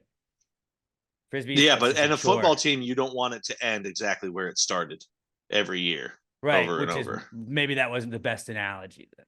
No, it worked for me. You're just trying to flip No, it to where the but boomerang a comes out on boomerang top. is always better because would you rather chase the frisbee? No, Or because would you have a rather friend. they just come back to you? That's what it is. My analogies work. They don't work for you because it doesn't fit your narrative. All right. This isn't the No, 'cause you news, just change okay? whatever the Everything narrative doesn't have to is. fit your narrative. All right. Either way, they are definitely rivals. Good question. CNN over there Great question, Alex. So our next fits question, my narrative, so it works. from Bro Brad at DeLong Dude on Twitter, and Brad says, "Why are toilet paper perforations so close together? No one Perforations. wipes with one sheet. Why are toilet paper perforations so close together? Nobody wipes with one sheet." Yeah, I did not realize perforations mean just like the tear line. Yeah. Yeah, they're doing it. Obviously, it's to sell more sheets. It's hilarious whenever you see that they brag. It's like, we have 8,000 more sheets. And it's like, well, yeah, when you make them an inch each, you're going to have a fuckload of sheets, dude. That doesn't And when mean it's super anything. How thin. How many feet of fucking toilet paper are there? Tell me. That's what actually, they should that be required. true. It should be feet. This says 20 feet of toilet paper in this, Actually, in that this doesn't bag. that doesn't even work either, because if you make it super thin, you'll get 3 times the amount of feet because it wraps around more. But it would look cooler to market it. It Think you should could be buy marketed 1,000 in- feet of toilet paper? WPP, wipes per person. You quickly got onto the big toilet paper side. You're like, oh, it's a conspiracy because they want you to buy you more. And then you're like, oh, but it'd be a great way to market it to people. Well, no, I would rather see how it was. I would rather see toilet paper measured in feet. That's cool. Big TP got to you. Well, Did here's the problem. We need to figure out 'Cause how I don't much the think average they person should spread that out. uses per wipe. How many? I usually go 3, maybe varies. sometimes 4. I usually try and go 3 per wipe. You roll it over. You got plenty of thickness there. You're not going to punch through it, but we need to find what the average person is, and then we can use that as a measurement tool. Because also the problem is, you go to a restaurant or a public bathroom or anything like that, and they have that paper that you can look, the toilet paper that you can look through. You need like 10 to 12 of those. Mm-hmm. But I'm with them. Yeah. Nobody's using one. It should be, I think each one should be the length of 3 squares. And the new ones that I just got, or my wife picked up wherever she got them from, have like the perforation thing it's not a zigzag, but it's like a curve thing. It's weird. That's Because it's ridiculous. the pattern of whatever the toilet paper is. They're doing too much. Yeah, dude, just make they're it not soft, that make guy. it thick, and then make their 20 feet of toilet paper in it. Soft all and you gotta thick. I do. want my toilet paper just like I want my women. Exactly. Great question though, Brad. They definitely need to spread out the perforations, but I think that the real reason is because they're trying to they can mark up like how many sheets there are, and a sheet is 3 inches long instead of being how long the roll is. But yeah, it's bullshit. Soft and thick, just like me after 9 whiskeys. There you go. Next question. This is from Brett Brandon. And Brett Brandon, he's at a price of ZJ on Twitter. Brett says, was Abraham Lincoln's assassination the best thing to happen to America? Now, hold on. I feel like there Hold should be on. follow-up to this. I sat there, I thought about this, and I tried to say to myself, Alex, what did we learn from Abraham Lincoln's assassination? And I really sat long and hard and thought about this. And I think what I came out with is that John Wilkes Booth maybe was not politically motivated. Because I started thinking about Abraham Lincoln. Who was Abraham Lincoln? What was this dude's deal? Hey, he freed the slaves. This guy was a great guy. Did all this cool stuff. Built a log cabin as a kid. He delivered himself as a baby. And then he also wore a fucking 9-foot tall hat. And I was like, Abraham Lincoln was a pretty tall guy. I went and looked it up. Abraham Lincoln was 6'4", wearing like a 9-foot tall hat. Which back then was like the equivalent of like 6'9", 6'10". Everyone's 5. Yeah, everybody's 5 feet tall. John Wilkes Booth was not some like guy politically motivated. John Wilkes Booth was just like you or I at a concert when the 6'4" guy decides he's gonna wear the cat in the hat also and stand in front of you. John Wilkes Booth just wanted to watch a play, and he was like, "Who the fuck is this guy? This fucking giant man walking in with the biggest hat I've ever seen in my life." I think that if we learned anything from the Abraham Lincoln assassination, what we learned most is that don't be an asshole that's the tall guy that wears a giant hat. And I'm not saying that you could assassinate those people, but I think what John Wilkes Booth tried to teach us is that we should shame the people that are too tall that go to concerts and then wear big hats. You're allowed to be tall and go to a concert. You're not allowed to wear a tall hat while you're at a concert and you're also tall. And I get like the assassination a little much. That's just how they did things back then, dude. It was a different time. It was a different day and age. And to this day, do you not still get mad if you're behind somebody tall and they have a big hat on? I think really what we learned from the Abraham Lincoln assassination is that tall people shouldn't wear tall hats. And if you are, you should be shamed. And I think that's all we need to take away from it. I agree with that. Was JWB that bad? Maybe not. I'm going to go ahead and ignore all the historical inaccuracies you just went through there. And I'm going to say his assassination was not the best thing to happen to America. I think the best thing to happen to America was the Tea Act of 1773 that was passed by King George. Because them motherfucking British tried to make us pay 3 cents more in taxes on tea. And we said, you know what? That's it. Fuck you. We're starting our own shit. Fuck you. We're not Britain anymore. You can suck our asses. You can have a small. It's like, fuck your tea. We're throwing it into the goddamn harbor. We're drinking coffee. And we're going to drink coffee. We're going to drink fucking beer. We're going to make our own shit. And we're going to be goddamn, what are we going to call ourselves? Fucking Americans. We're going to get a flag. We're going to fucking wave it back and forth. We're going to have our own fucking massive 6'4" general, which in those days is also like, 6'9". And we're going to fucking just declare independence. And there were a couple colonies. You're going to send the greatest Navy of all time. Guess what? Navy doesn't help you so much on ground, does it? We're going to fuck you up. We're going to get, just to add to the embarrassment, we're going to get the French to help us kick your ass because you're such bitches you can't even handle the fucking French. And then to pay back the French, years later, we're going to fucking create the croissant as a thank you for helping us out during the Civil War. Or American Revolution, not Civil War. No, but yeah, no, the best thing that ever happened to America was the Tea Act. Because we're like, that finally just put us over the edge. Where, you know what? Fuck you, Britain. We're not putting up with your bullshit anymore. Fuck your taxes. If only we did that more often in American history, we'd be in a better spot than we are now. Like, say what you want about Abraham Lincoln. If he really was just the guy that stood in front of people in his tall hat, blocking their view, kind of a dick move. I mean, he also was in balcony. Well, how do you know JWB wasn't? No, he was. He stuck it behind him in the balcony. No, we had balcony seats behind him. It was like, get the fuck out of the way, dude. And they're like, you can't talk to the president like that. He's like, I don't give a fuck who it is. Whatever time of it's the 1940s. I don't really even fucking know about presidents right now. What would be the equivalent now of that? You go to a movie and Joe Biden just loudly eating ice cream in front of you. You're like, dude, I'm trying to watch the fucking movie, man. Joe Biden's like Secret Service just like block out the whole thing. Like, dude, what the fuck, guys? You go to a movie and you're trying to watch, and Trump just stands up in the middle of it and is like practicing his golf swing. Like, Jesus Christ, you fat fuck. Get out of the It way. would really I'm trying just to be watch. them wearing tall hats too. It's the Trump's exact same hair equivalent. It's just extra, like a gust caught it and it's just really high in your way. What is the equivalent today of Abraham Lincoln wearing a tall hat that's annoying? Joe Biden wearing a tall hat that's annoying. That would probably be the. Well, the was that a modern day play equivalent. back then? So you got to do it modern. It's in a movie theater. So it's A either Broadway show. the AC kicks on and kicks Trump's hair up in the way, or Joe Biden forgets where he is and just stands up and just starts wandering around the theater in front of you. Those are the two equivalents. All right, I think we all might have the same answer, and this is gonna get us kicked off of YouTube.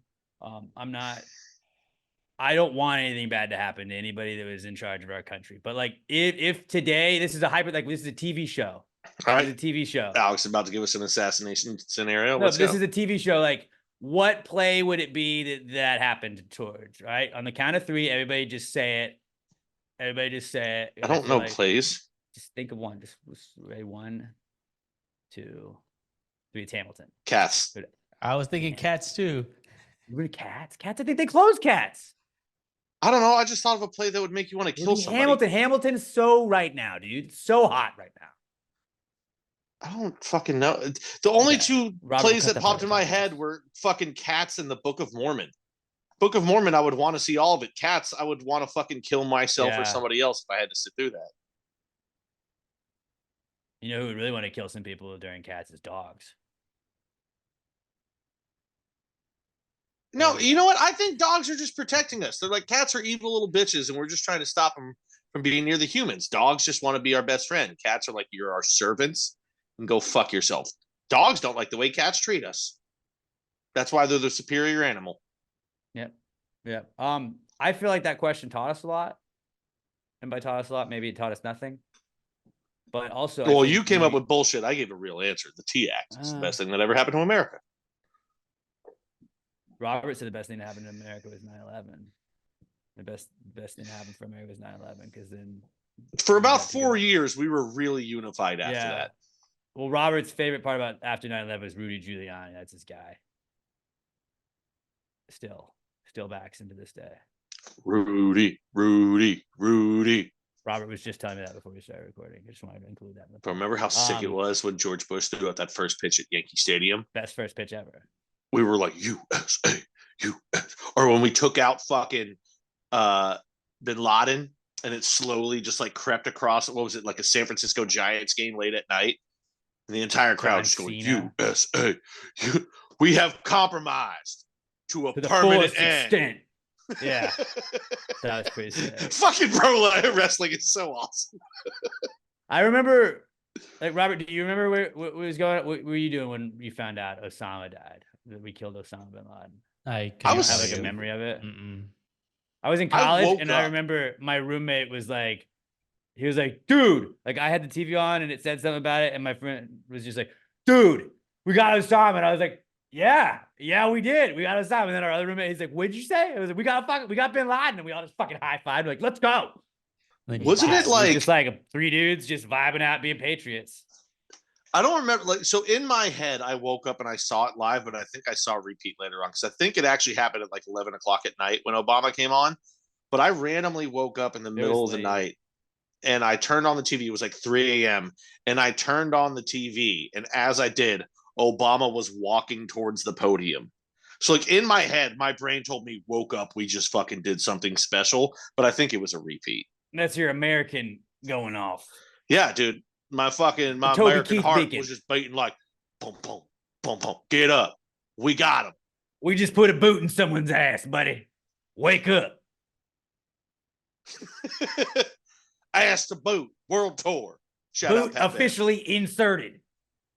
Or Suck boot to it, ass. Al I said that Qaeda. backwards. God damn it.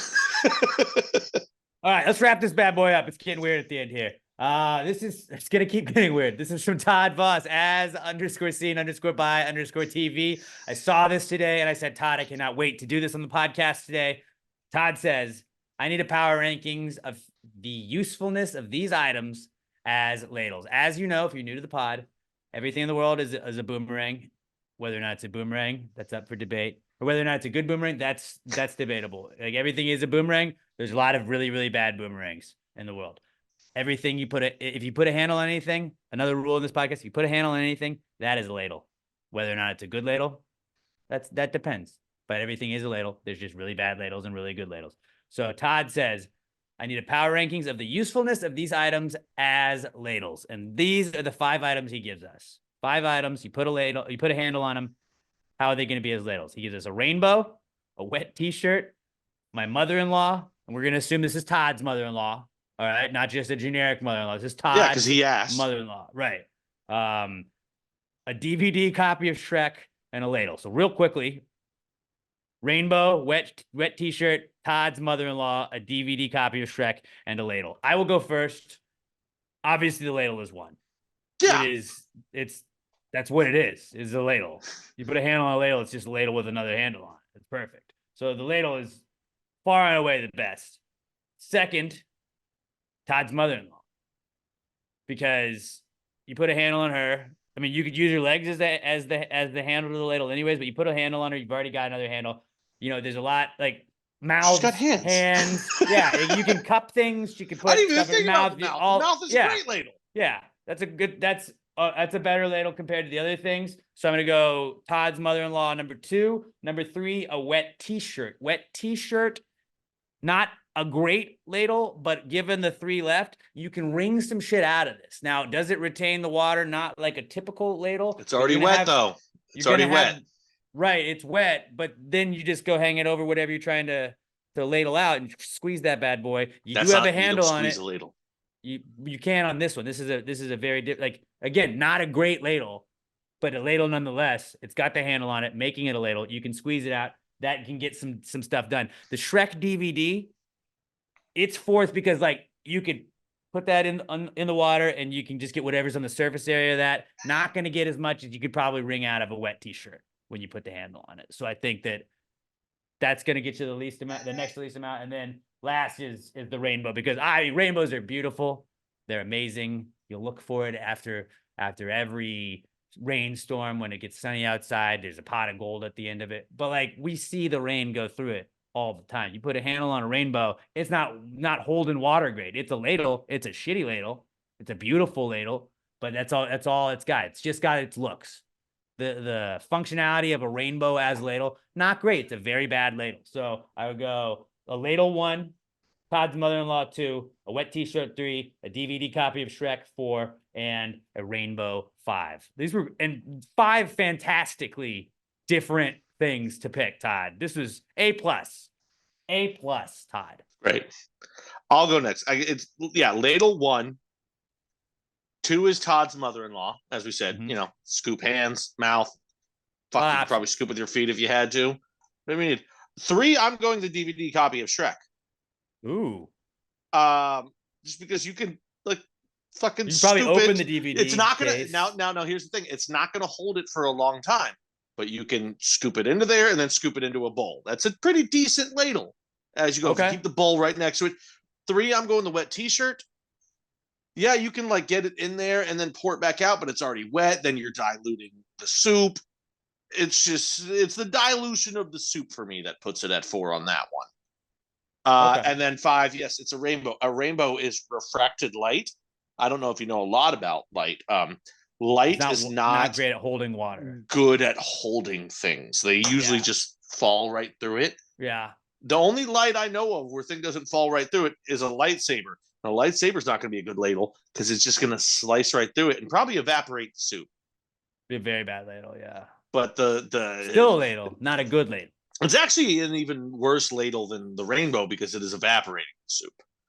But the rainbow goes 5 for me as well. Robert? You guys are all wrong, completely wrong. Number 1, wet t-shirt, because it can absorb so much more than just a regular small puny ladle can, right? Okay. Like it's already wet, sure, but It's a it good can take. still absorb. Number one.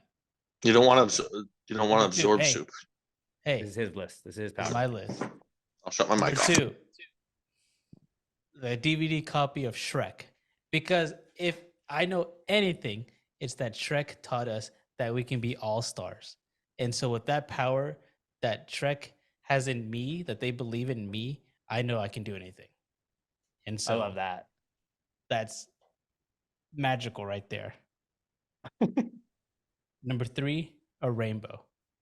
And this is, Can you we guys, just clip Robert saying that's magical right there, and I just want to start using that for anything. number three, a rainbow, because you guys touch on it. Both points. I don't know how you missed this.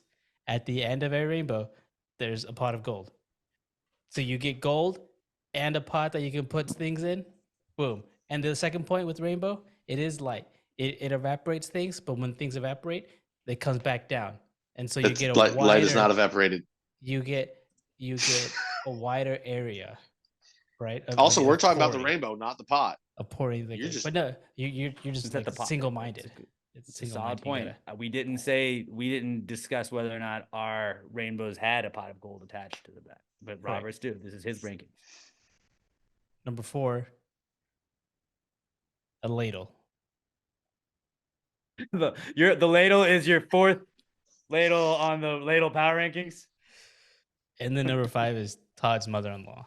You're such a fucking misogynist, dude. You don't think women can be ladles? I just What's don't know wrong anything with you? about her. I don't want to assume anything. I don't know. Like, there's a reason why he included her on this list, so we gotta she look like a tread ladle? carefully. Yeah, she's not a ladle. She's not an object. I don't That's what know, but I'm I'm gonna tag every feminist group I can find into this video and be like, Todd's Robert mother-in-law is doesn't. not an object. Robert hashtag does not believe all women can be ladles. It is just I would love. I mean, I kind of want to make just a graphic of this, anyways. Todd, send us a picture of your mother-in-law so we can put her on the graphic. She's like, "What the fuck?" It's like, yeah, on this podcast they said that you would be a ladle.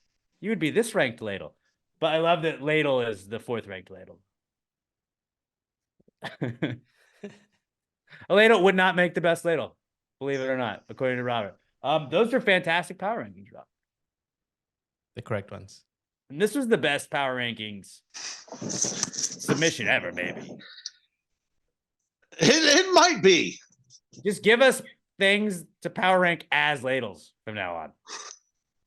Or what would make a better ladle? Or what would make Well, a better boomerang? maybe Bring next those week back. we should have a boomerang ranking. What's a better boomerang? A boomerang or a bottle of Febreze? A mock draft of boomerangs, and it's like, I got boomerang 1-1. Fuck! Well, now what? A Anything else in boomerang the world? or a bullet shot out of an AK-47? What's the better boomerang? Shit. Fuck.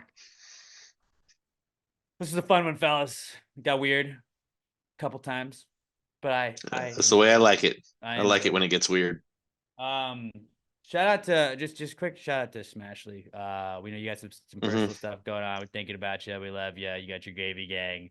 We got your back, and we're thinking about you and your family right now. And I don't want to get too much into it, but we know you got some family stuff going on right now. And gravy gang, think about our girl Smashes this week, and you know, let's take that big ladle and just pour a little prayer out for her right there. Maybe pour a little ladle out for your homies right there.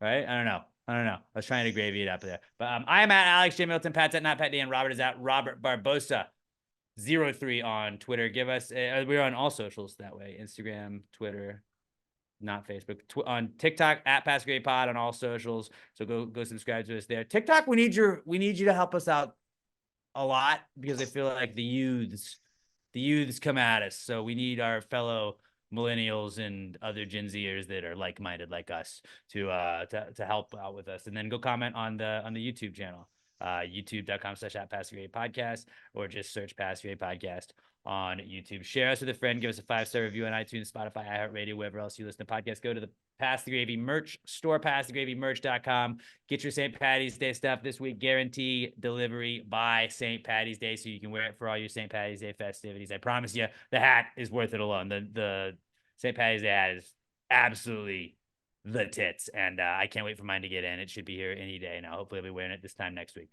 But you guys are awesome. We love you guys. Thank you so much for listening to us, sharing us with a friend, watching us, whatever you're doing. Be good to one another out there. Tell people you love that you love them. And before we go, we got to guess celebrities. I fucking almost did it. I've almost done it every week, I feel like, but I didn't. I was ready. I was ready to jump in if you didn't remember. Okay, good. A random celebrity generator. Anybody throughout history we can pick, and it's like a lottery ball machine, except it's more difficult to win because it could just be anybody throughout the entire course of history. And we are going to go down the line right now. You at home can participate too. Please do. Just think of a celebrity in your head. It can be a celebrity. It can be a historical figure. Anybody like that. I'm going to go John Wilkes Booth. JWB. I'm going Russell Crowe. Russell Crowe. Pat. Good one. And seeing as Richard Lewis died today, people will know him from he played himself in Curb Your Enthusiasm and Prince John in Robin Hood Men in Tights. So I'm going to take Mel Brooks. Mel Brooks. All right, Mel Brooks, Russell Crowe, John Wilkes Booth. We got Patrick Dempsey is what we're starting. If Richard Lewis comes up, I'm going to be so fucking pissed off right now. I'm going to hit generate. Here we go. 3, 2, 1. And Daniel Day Kim. Damn. From Lost, right? Yeah, Daniel Day Kim was Jen in Lost. So yeah, did not win that one. Still 0 for on the year. We'll get one eventually, guys. Hopefully one of you guys. I don't think we will. Daniel Day-Lewis at home. I can't. We have to. Well, end of the year, we'll just sit there until somebody gets it. We're not allowed to leave this spectacular until somebody guesses. Well, here's the thing. How many celebrities are in that database? A lot. All of them, I feel like. It's not even just celebrities. It's just people. So there's probably, let's just guess, 60,000 people. Divided by 3, we have a 1 in 20,000 chance of getting this. Yeah, well, we'll do a live stream where we're just playing guess a celebrity until it pops Oh up. my fucking God. All right. Well, you guys are awesome. Maybe you got the celebrity, maybe not. Tune in next week. See if you can get it next week. We love you guys. Have a great rest of your week. Until we talk to you next time. Pass the gravy. Yeah, bitches.